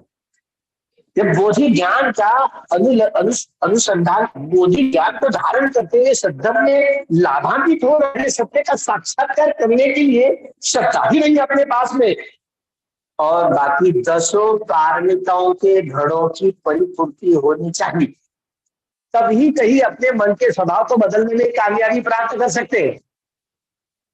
क्या आपको पता है कि आपके 10 पारमिताओं के घड़े भर चुके हैं या नहीं? कितना स्थूल चित्त वाले लोग, इतने सी शुष्क चित्त वाले लोग, आपको ये भी नहीं पता, किसी से जानकारी भी कोई प्राप्त कर ली हो? किसी से नहीं की, सवाल ही नहीं उत्पन्न हुआ। इतने स्थूल चित्त के लोग।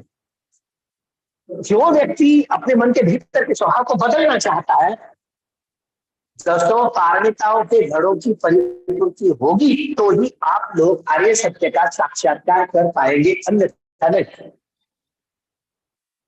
अब आपको पता करना पड़ेगा, किसी अलग व्यक्ति के पास में जाकर के आपको पता करना पड़ेगा कि क्या मेरे 10 पारमिताओं के घड़ों की परिपूर्ति हुई है या नहीं, पूछना पड़ेगा, तब कहीं पता चलेगा कि आपके पास आप इस जीवन में, आप एक जीवन में चारों आर्य सत्य का साक्षात्कार कर सकते हो या नहीं। इसका जवाब हाँ। ये अच्छा हुआ कि आपको विपश्यना, इस कर्मकांड का अभ्यास करने की सुविधा उपलब्ध है आपके पुण्य बल के आधार पर।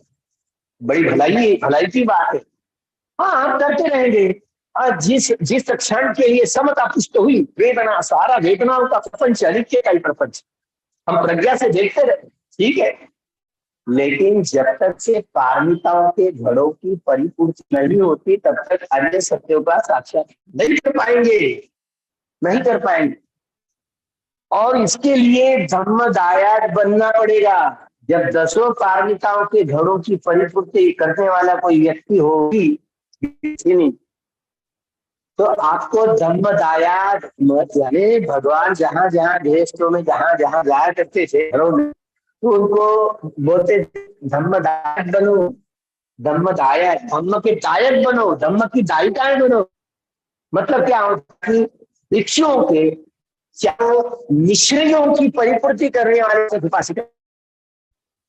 4 निश्चय, जैसे रोटी, कपड़ा, मकान, दवाई, ये 4 चीजें। मतलब भिक्षुओं को ध्यान करने के लिए शून्यागार बांध करके दान देना, भिक्षुओं को बिहार बांध करके दान देना, भिक्षुओं को 7x12 की कुटी बांध करके दान करना, भिक्षुओं को कपड़ा दान करना, रहने के लिए हो गया कपड़ा दान। मतलब ये संघाटी कंधे पर होती है, ये उत्तरासन, अंतर्वासक, कमरबंद, चिवर दान देना, अष्ट परिष्कार दान देना, जो उनकी दैनंदिन चीजें, और दवाई दान देना, औषध दान करना। तो ये 4 निश्चय की परिपूर्ति कर जाएंगे। 10 साल तक बहुत सारे भिक्षु संघ को बुला बुला करके संघदान करते रहे सम्राट। 10 साल बाद में देख लिया, कई कई भिक्षु उपोषण कर्म करते हैं, कई कई भिक्षु उपोषण करते हैं, कई कई भिक्षु उपोषण नहीं करते। ऐसे जो भी उपोषण करने वाले भिक्षुओं की 60,000 भिक्षु शिवर उतार दिए गए, कपड़े दिए।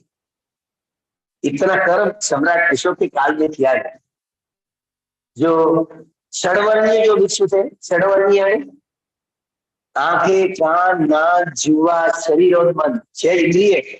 जैसे जैसे इंद्रियों के मन में जो आता है चलो वैसे ही करते, इसलिए उनको षडवर्णीय भिक्षु कहा गया।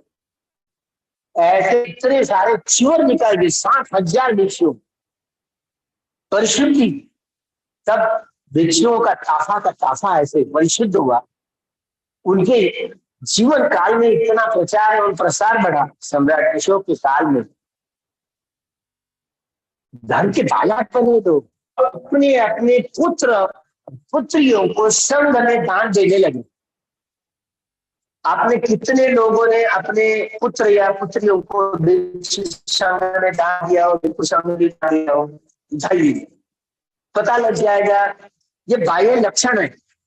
जो व्यक्ति अपने पुत्र एवं पुत्रियों को भिक्षु या भिक्षु संघ में दान करता, ये बाह्य लक्षण है कि उनके 10 पारगताओं के घड़ों की परिपूर्ति हो गई है। बाह्य लक्षण पहचान। किसी ने किया हो, हाथ ऊपर उठाइए, कोई नहीं ऊपर उठ रहा है, अरे एकदम एकदम मेलघाट लोग लगते है ना। हाँ, मेलघाट वाले लोग, मतलब किसी ने नहीं दिया। तो पारमिताओं के घड़ों की पूरी परिपूर्ति नहीं हुई, इसके लिए आप दान करना पड़ेगा।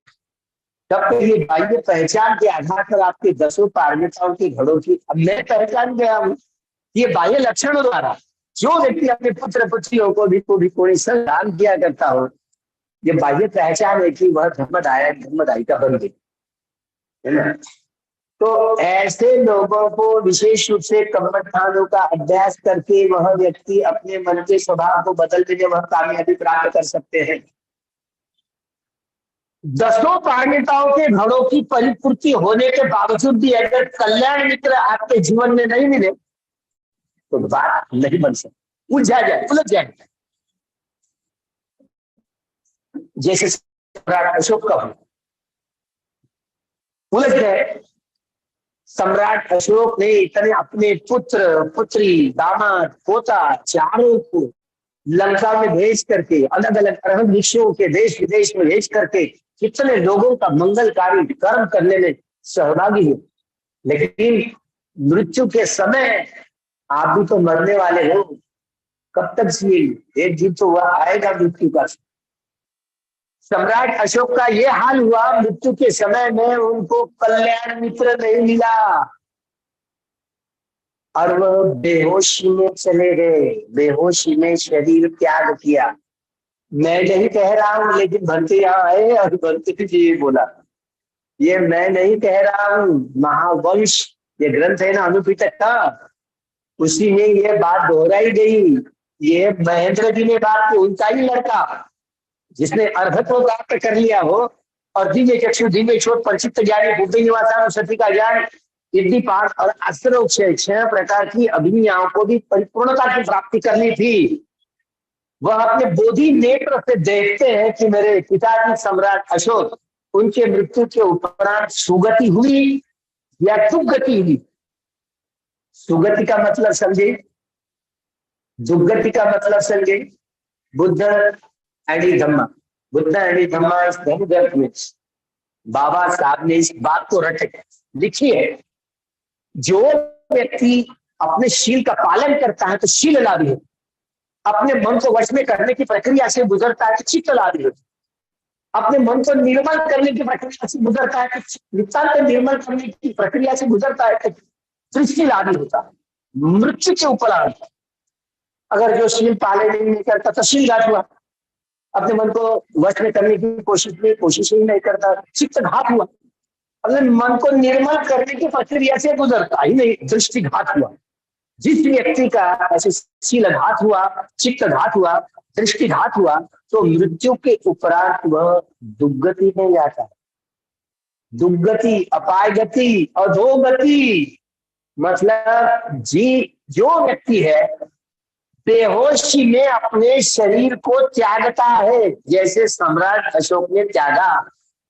आप भी मृत्यु के समय, आपका भी मृत्यु होने के समय में जो अतीत भवंग चित्त जागेगा, अतीत यानी भूतकाल वाला, भवंग यानी हृदय मत्थु, अतीत भवंग चित्त यानी हृदय मत्थु को बंद पाड़ने वाला, बंद करने वाला ये प्रथम चित्त उत्पन्न होता है। बंद करने की प्रक्रिया, यह प्रथम चित्त, इसे भवंग, अतीत भवंग, भूतकाल के संस्कारों का जो संस्कार अपाय गति में ले जाने वाले, अपाय गति में नरक लोक, प्रेत लोक, असुर लोक, तिर्यक, पशु पक्षी प्राणी इत्यादि, ये 4 अपाय गति थे। इसको दुर्गति कही जाती है। मृत्यु के उपरांत दुर्गति होने का मतलब है मृत्यु के उपरांत नरक लोक में, प्रेत लोक में, असुर लोक में या तिर्यक पशु पक्षी प्राणी में जन्म होना, इसलिए दुर्गति कही जाती है, अपाय गति कही जाती है। और सुगति का नाम, हाँ जैसे हमारा तुम्हारा मनुष्य जन्म हुआ तो सुगति मनुष्य जन्म। और धम्मचक्र प्रवर्तन सूत्र में पढ़ी है, चातु महाराजिका देवा, तावंतिंसा देवा, यामा देवा, तुषिता देवा, निम्बानवती देवा और निमित्त वसवती देवा। ये 6 प्रकार के देवता लोग और मनुष्य लोग, यह काम सुगति भूमि वाले देवता, काम काम सुगति भूमि वाले। मरने के उपरांत मान लो हमारा तुम्हारा सबका, सभी संप्रदाय के सारी मानव जाति में जो जन्म हुआ मनुष्य करके, तो जागृत रूप से पुराना शरीर हम सबको त्यागना आ गया। जागृत थे, इसीलिए ये कुशल विपाक उपेक्षा सहज संकीर्ण चित्त उत्पन्न हुआ। इसीलिए ठीक है कि हमारे माता जी पिताजी ने हमको जन्म दिया, ये ऊपरी बात है। लेकिन हमारे माता पिताओं ने हमको जन्म देने के बावजूद भी हमारे चित्त की उत्पत्ति हमारे माता पिताओं ने नहीं की है। हमारे चित्त का जो अस्तित्व है ना, स्वतंत्र है। माता पिता होशियार नहीं है जो कि चित्त की उत्पत्ति करे। एक चित्त हमारा होता है जन्म ग्रहण करने वालों का। जन्म ग्रहण करने वाले चित्त को प्रतिसंधि चित्त कहते, शरीर त्यागने वाले चित्त को च्युति चित्त कहते। शरीर त्यागने के लिए 15 प्रकार के चित्त उत्पन्न होते हैं। एक एक चित्त का एक एक चित्त क्षण, चित्त क्षण समझ गए? चित्त क्षण क्या? वेदना। यह शरीर अग्निवायु जला पृथ्वी धातु से बना हुआ है ना, हमारी माँ बाप ने नहीं बनाया, उनको इतनी अक्ल नहीं है। किसने बनाया? ये शरीर किसने बनाया? मनोकुंगवादम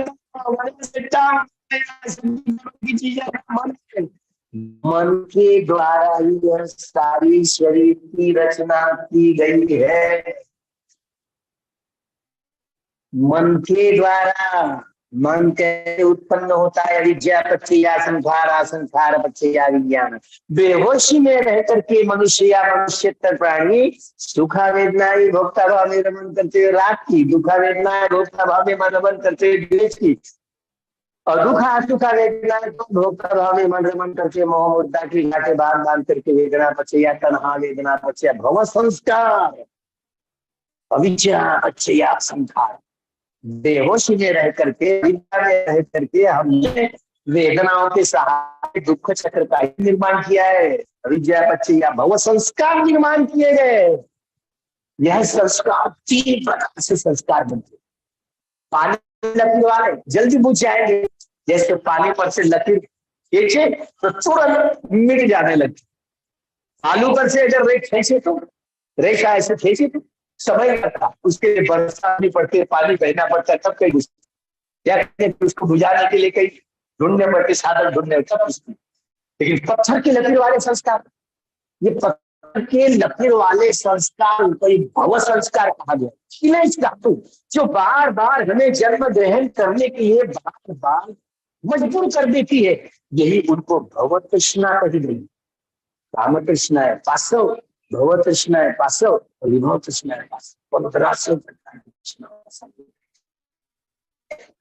1500 प्रकार की। कैसे नष्ट करे? विपश्यना करनी नहीं आई। तो एक एक यह शरीर, ये अग्निवायु जला पृथ्वी धातु से बना हुआ है, खटखट चलती रहती है, रासायनिक प्रक्रिया चलती ही रहती है। लेकिन वेदना यह शरीर का खंड नहीं है। मन वेद यति की वेदना, अनुभव करने वाले मन के खंड को वेदना कही जाती है। सुख हो, दुख हो, अदुख असुख, ये शारीरिक वेदना है। 5 प्रकार के वेदनाओं के आधार पर हमने हमारा स्वभाव संगठित कर लिया, बना लिया है। 390 प्रकार के स्वभाव वाले, चरित्र वाले हम सब लोग मनुष्य, मनुष्यतर प्राणी हो। वेदनाओं के आधार पर हमने ये दुख चक्र, भव चक्र निर्माण किया है। ये 5 वेदना है, सुखा वेदना, दुखा वेदना, अदुखा असुखा वेदना, शारीरिक वेदना है। सौमनस्य और गौरमनस्य। इसलिए 395 कलम में डॉक्टर बाबा साहब अम्बेडकर जी ने संविधान लिखा। बोधिसत्व ने लिखा, सर्वसाधारण व्यक्ति नहीं। बोधिसत्व का मतलब होता है भावी बुद्ध। क्या आपको विश्वास है बाबा साहब अम्बेडकर जी सबने संबुद्ध बनेंगे? नहीं है। बोधिसत्व क्यों कहते हैं? बोधिसत्व का मतलब है बुद्धत्व प्राप्त करने के संकल्प करने वाले वह लोग। अरे भावी बुद्ध, भावी सबने संबुद्ध बनेंगे, इसलिए बोधिसत्व कहते हैं ना। तो बाबा साहब इस शरीर के त्यागने के बाद उन्होंने जन्म लिया, और वो तुषिता देवता लोग में उन्होंने जन्म लिया। कहां पर? तुषिता देवता लोग में उन्होंने जन्म लिया। उनका नाम सुदर्शन है। अभी हम तो नहीं देख पाते, लेकिन देखने वाले लोग हैं। जिसने अर्हत्व प्राप्त कर लिया हो, मृत्यु के उपरांत उनकी सुगति हो गई। तुषिता देवता लोग में जन्म हुआ तो सुगति। ये हमने कहां से सुना? हमने लंका वाले भिक्षुओं की तरफ से सुना। हमको प्रश्न पड़ गया था कि हम ये बात कैसे सुलझा पाएंगे, तो हमारा टावर उतना नहीं है कि हम जान पाएंगे। हमको फोन करके तो हम तो कवरेज के बाहर निकले। अब सब लोग कवरेज के बाहर, गूगल भी कवरेज के बाहर, कवरेज के बाहर। बाबा साहब का फोन नंबर पूछो, अगर कोई बता देगा, मुश्किल का। जो अर्हत व्यक्ति है, जिन्होंने अर्हत्व प्राप्त कर लिया, वे पहचान जाए, वे मुलाकात भी कर पाए। अगर उनको मुलाकात भी कर पाए, वह जान पाएंगे। उनके पास वह टावर होता, वो कवरेज के बाहर नहीं होते। हम सब लोग कवरेज के बाहर। अब आप लोगों के मन में फिर प्रश्न छा गया होगा कि बाबा साहब का ऐसा हुआ है क्या? कौन कहता है? मैं कैसे विश्वास करूं? मेरे भ्रम चित्त में भ्रम या भ्रांति मैं मेरे मन में जो थी मैंने निकाली। कैसे निकाली? एक अर्हत ऋषियों के पास में वर्षावास थी। उनके पास में 3 महीने गुजारा। वर्षावास 1 महीना कठिन काम में हुआ। और ये बाबा साहब ये सारी बातें मैंने पूछी कि क्या बाबा साहब बोधिसत्व थे? हम लोग मानते, जानते नहीं। जानते वो लोग जो सबने संबुद्ध होते, पच्चीस बुद्ध होते, या अर्हत सत्व जो सावन बुद्ध होते, ये इन बातों को जानते। हम लोग केवल मानते। मानना और जानना जमीन आसमान का फर्क।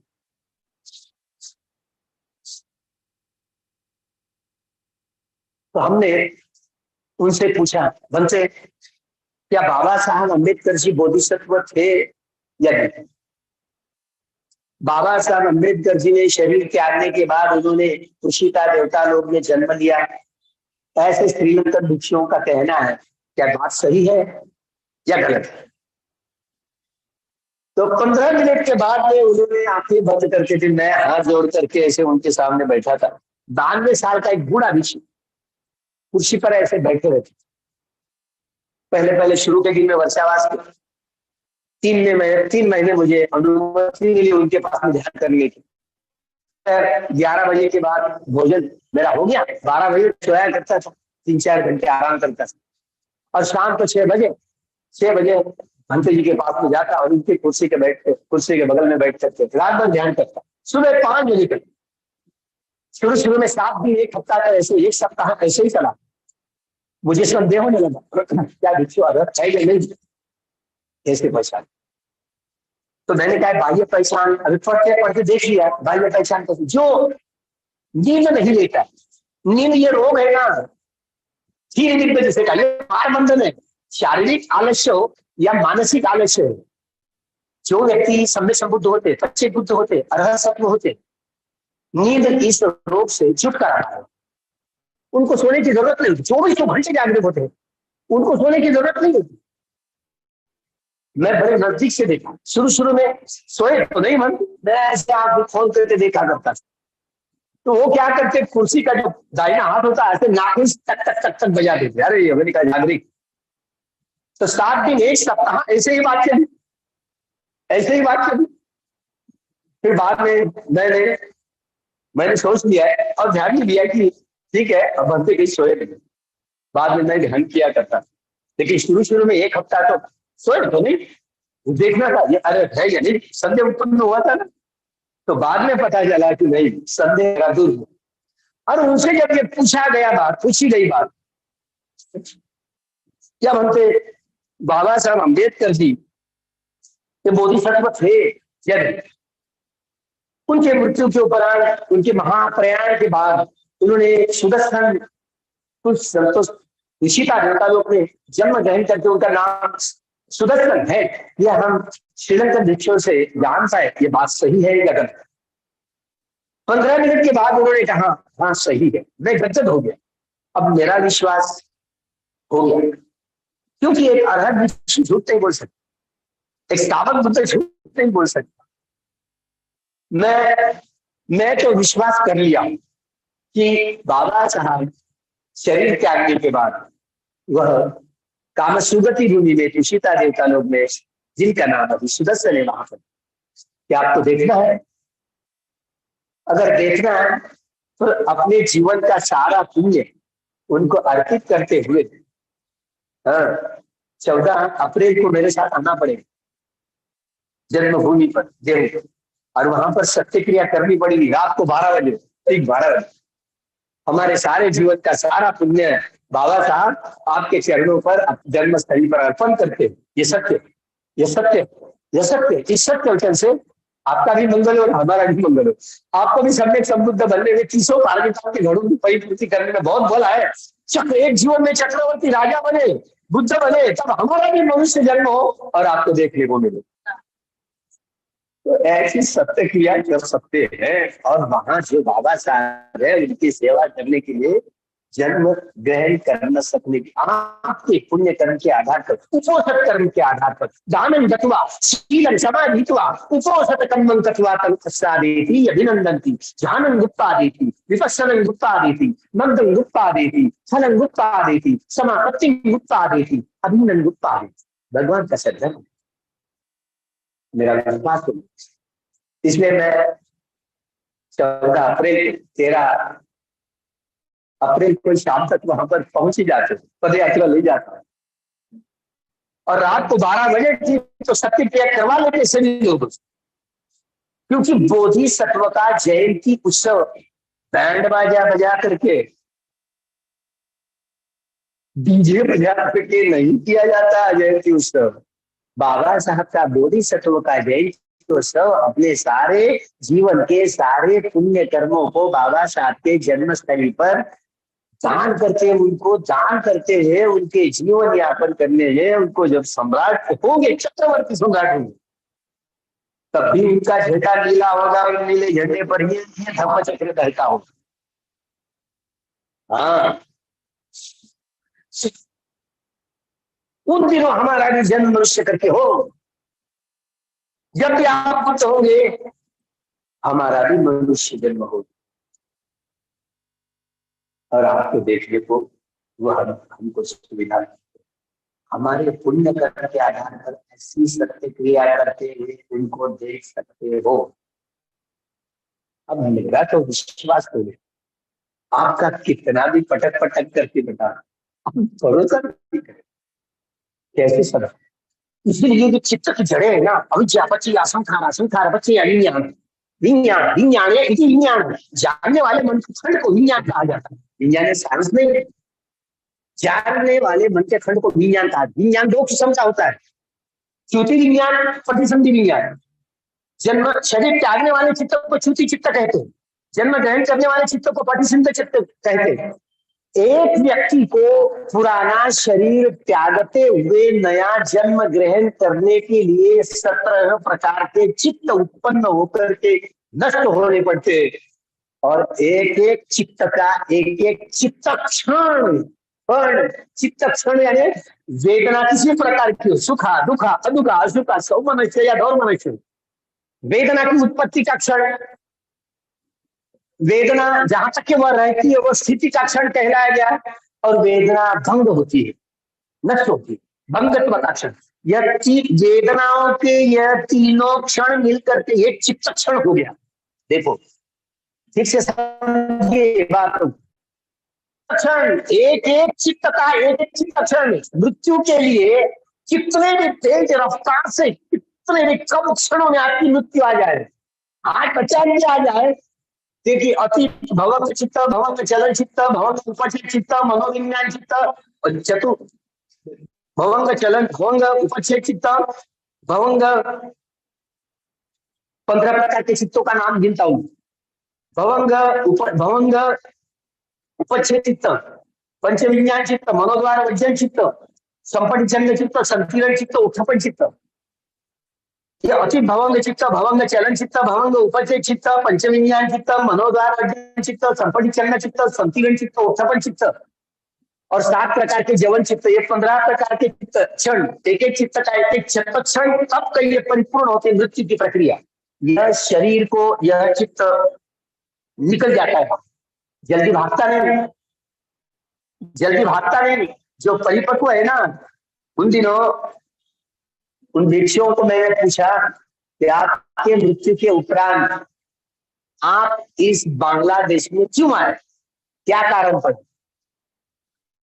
यह प्रश्न किसी ने पूछा नहीं था, हमने पूछा तो वो हंस गए और कहने लगे अपने शिष्यों को, ये सवाल आपने मुझे क्यों नहीं पूछा?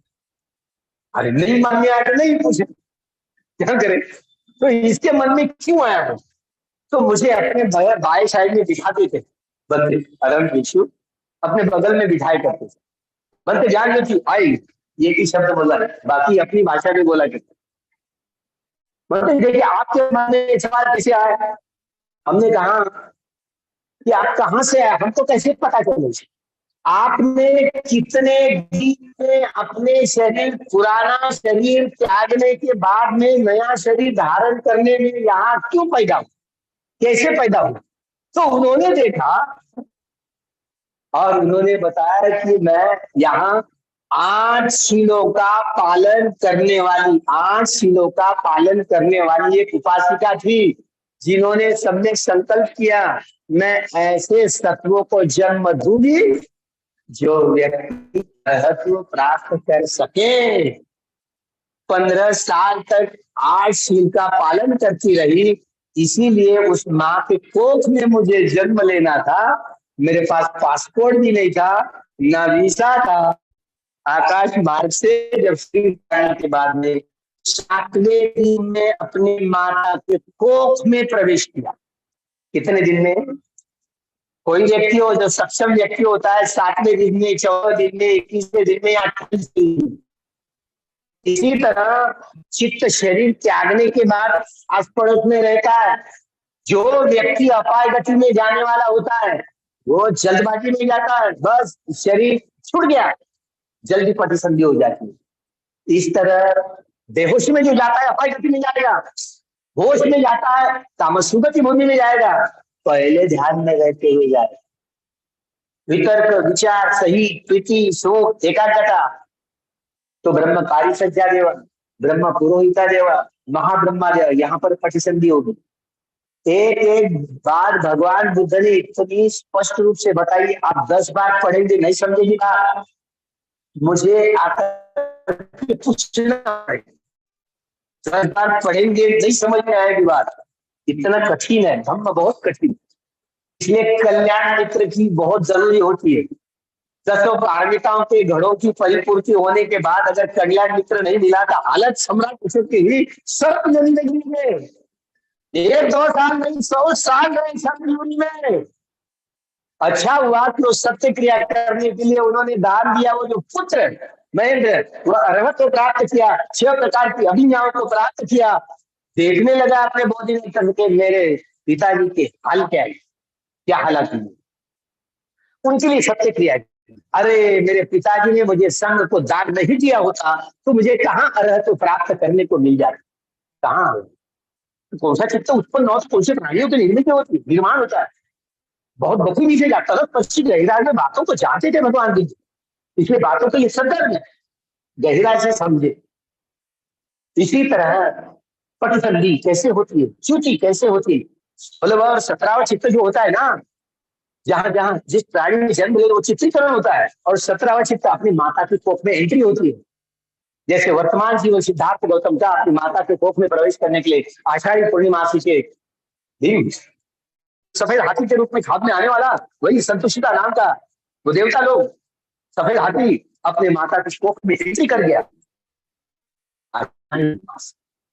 इसलिए आषाढ़ी पूर्णिमा से 5 घटनाएं होती ना, 5 घटना अपने माता के कोख में प्रवेश करके आषाढ़ी आयु के 29वें साल में महामाया जो महानिष्क्रमण होता है बुद्ध को प्राप्त करने के बाद में धम्मचक्र प्रवर्तन आषाढ़ी पूर्णिमा से तो गुरु पूर्णिमा आता है, बिल्कुल गलती से भी वो बाद में ब्राह्मणवादियों ने गुरु पूर्णिमा कर दिए धम्मचक्र प्रवर्तन दिवस के बाद। इसलिए बाबा साहब ने धम्मचक्र प्रवर्तन आए राष्ट्रपति के निवास स्थान पर लिखा।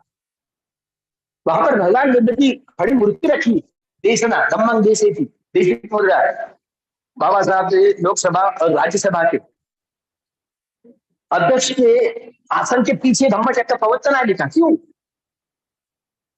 संविधान के 21वें कलम में बाबा साहब चाहते थे कि तदंत सूत्र में भगवान ने जो उपदेश किया था राजा महाराजाओं को, महाराज प्रज्ञा के पुत्र के समान है और पुत्र के रोटी कपड़ा मकान शिक्षा एवं स्वास्थ्य सारी जरूरतें राजा धार्मिक हो तो पूरी करेगा, ऐसे ही करेगा। 2024 का इलेक्शन आ रहा है और ब्राह्मणवादी पार्टी के उम्मीदवार नितिन गडकरी जी उनके पक्ष में कोई तुम्हारा उम्मीदवार मेरे हाथ में दे दे तो सारे लोगों को इकट्ठा कर सकता हूं और नितिन गडकरी के खिलाफ एक ही उम्मीदवार एक के खिलाफ वो ढूंढ लो तो कामयाबी प्राप्त करेंगे 2024 को और सरकार बदलेगी। तो श्रद्धा के आधार पर संविधान कितना भी अच्छा हो लेकिन अमल करने वाले लोग अगर ठीक नहीं है तो महेंद्र जी ने अपनी सत्य क्रिया, अरे मुझे संघ को दान नहीं दिया होता तो मुझे कहाँ धन को प्राप्त करने को मिल जाता, सब प्रकार की अभियान कहाँ से प्राप्त करनी मिलती। सत्य है मेरे पिताजी मोहम्मद आया करें, ये सत्य, इस सत्य वचन से उनका मंगल हो जाए। तुषिता देवता या तावंतिसा देवता लोग में उनका जन्म हुआ और वहां पर उन्होंने अर्हत्व प्राप्त किया, ये महावंश में लिखा हुआ, पढ़े अभिधम्म संघ खंड 2 पृष्ठ नंबर 504 में यहाँ पर लिखा हुआ है, पढ़े। मैं ऊपर हवा के तौर पर नहीं बोल रहा, बातों को बड़ी तलक पर गएगा जाके समझे तो सद्धर्म समझे, भगवान बुद्ध की देशना समझे। भगवान बुद्ध ने अलग अलग स्वभाव वाले विशेष रूप से कब्बठानों को प्रदान करते हुए विपश्यना कब्बठान का अभ्यास करते हुए जहाँ विपश्यना का कब्बठान अभ्यास करते हुए समर्थ ज्ञान, उदय ज्ञान, भय ज्ञान, भंग ज्ञान, अभिनव ज्ञान, निमित्त ज्ञान, मुंचित काम्यता ज्ञान, प्रतिशंका ज्ञान, संसारोपेक्षा ज्ञान, अनुभव ज्ञान, एक ज्ञान समझाने के लिए 1 घंटा लगता, अगले बार में समझाएंगे, तब तक के अभ्यास करते थे। तो इसी प्रकार 10 ज्ञान की प्रक्रिया थी, जैसे उलझना सुलझ जाएंगे तो ये गोत्र चित्त उत्पन्न होना, गोत्र चित्त ये अनित्य से नित्य की ओर, सुख से सुख की ओर, अनंत से अनंत की ओर ले जाने वाला होगा। यह लोकीय क्षेत्र से लोकोत्तर क्षेत्र के पहुंचाने वाला होगा। लोकीय क्षेत्र का स्वभाव उदय गयातीत रूपातीत वेदनातीत संज्ञातीत संखारातीत वेदनातीत। इसी तरह ये शरीर भी और मन भी काम करना बंद करेगा, ये 10 ध्यान की परिपूर्ति करने के बाद में तब कोई आर्य सत्य का साक्षात्कार होगा। अपने स्वभाव को बदलने में वही व्यक्ति कामयाब मनुष्य बनेगा। इसीलिए विश्व को युद्ध की नहीं, हर जगह में युद्ध शुरू है, हर देश में युद्ध शुरू है। बुद्ध की जरूरत है, बुद्ध के बोधि ज्ञान से ही मनुष्य जीवन यह लाभी हो सकता है, अन्य कोई दवा नहीं है। 33 साल लगे इसके लिए बाबा साहब नतीजे पर पहुंचे, 33 साल अभ्यास किया और इतनी कठिन जिम्मेदारी हम सब तुम सब पर दिए, उन जिम्मेदारों को पूर्ण को प्राप्त करने के लिए हम लोग सभी प्रयत्नरत हो। आने वाले यह 31 जुलाई को रात भर सूत्र पठन होगा हमारे यहाँ, या लेडीज है तो मेडिटेशन सेंटर, आज पूर्णिमासी और अमावस्या भी, और 18-19 नवंबर को पारंपरिक देशों में जैसे कठिन शिवरदान होता है, रुई से सूत बनाना, सूत बनने से उसको कलर देना और फिर उनको कपड़ा बुनना और शिवर खिलाना, शाम को 6 बजे से सुबह 6 बजे तक ये कार्यक्रम निपटने को दुर्लभ भारत में पहली बार ये होने जा रहा है। उसके लिए ट्रेनिंग के लिए बांग्लादेश से हम उपासक उपासिकाओं को वहां से बुला रहे हैं। तो आप लोग भी 2 दिन के समारोह में शनिवार, हाँ शनिवार और इतवार, सैटरडे और संडे है, 2 दिन की, मतलब एक दिन की छुट्टियां। सुबह सुबह शनिवार को आना है और शनिवार को ही मुक्काम करना, कार्यक्रम चलेगा, शाम तक फिर इतवार को लौट करके वापस। तो 2 दिन का कार्यक्रम है कठिन दान का। तो आप सब लोग, सभी साधक साधिकाएं, सभी उपासक उपासिकाओं आह्वान करता हूँ कि उस कार्यक्रम में शामिल हो गए। उसके बाद 31 जनवरी का वो कार्यक्रम होने के बाद में हम जो तारीख घोषित करेंगे, और जो शिवाजी महाराज की जयंती और वो शिव की, वो महादेव की जयंती वहीं पर करेंगे, नागद्वार के मैदान में। नागद्वार के मैदान में, जहाँ उस बुद्ध लेडी में, वो लेडी पुरातत्व, हाँ जो पुरातत्व वैज्ञानिकों का जो ये दस्तावेज है, तो दस्तावेज पढ़ करके ये बुद्ध लेडी कैसी है, ये पुराना, चाहे वो नागद्वार हो या पचमढ़ी हो, ये हमारे ऋषियों के स्थान पे, बुद्ध के स्थान पे बुद्ध लेडी है। ये सिद्ध करने के लिए हम लोग जा रहे हैं। तो हम भी सभी यही पवित्र दीक्षा भूमि से ये 30-31 जनवरी के बाद में पद यात्रा निकलेगी। 18-19 का वहीं पर का दिन, 18 और 19 का वहीं पर भी कार्यक्रम होगा, यहाँ नागद्वार में मैदान में। आप लोग सहभागी हो गए, ऐसे आह्वान करता हूँ।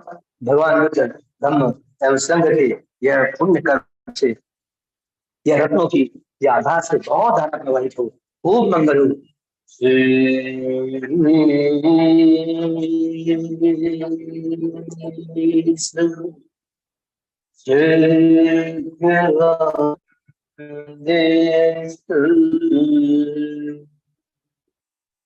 यथा देवांच ब्रह्मणो यन्हि कथं पुण्यं सर्वसम्पत्तिदाभितं तबेदनुमोदित्वा समगासंसदीरतं कर्मादरहिता भुवन्तु अर्घासु विशेषतः पुण्यभागमिदं चयनं समं ददामि दारिताम् अनुभूतं तं सवे मेदिनी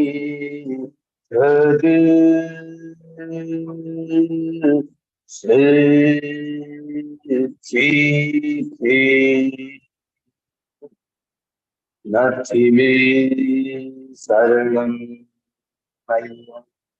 बुझ में शरणं वरं धम्मो में शरणं वरं संघो में शरणं वरं तेन सच्चिवचेन भवजुधेयमङ्गलम्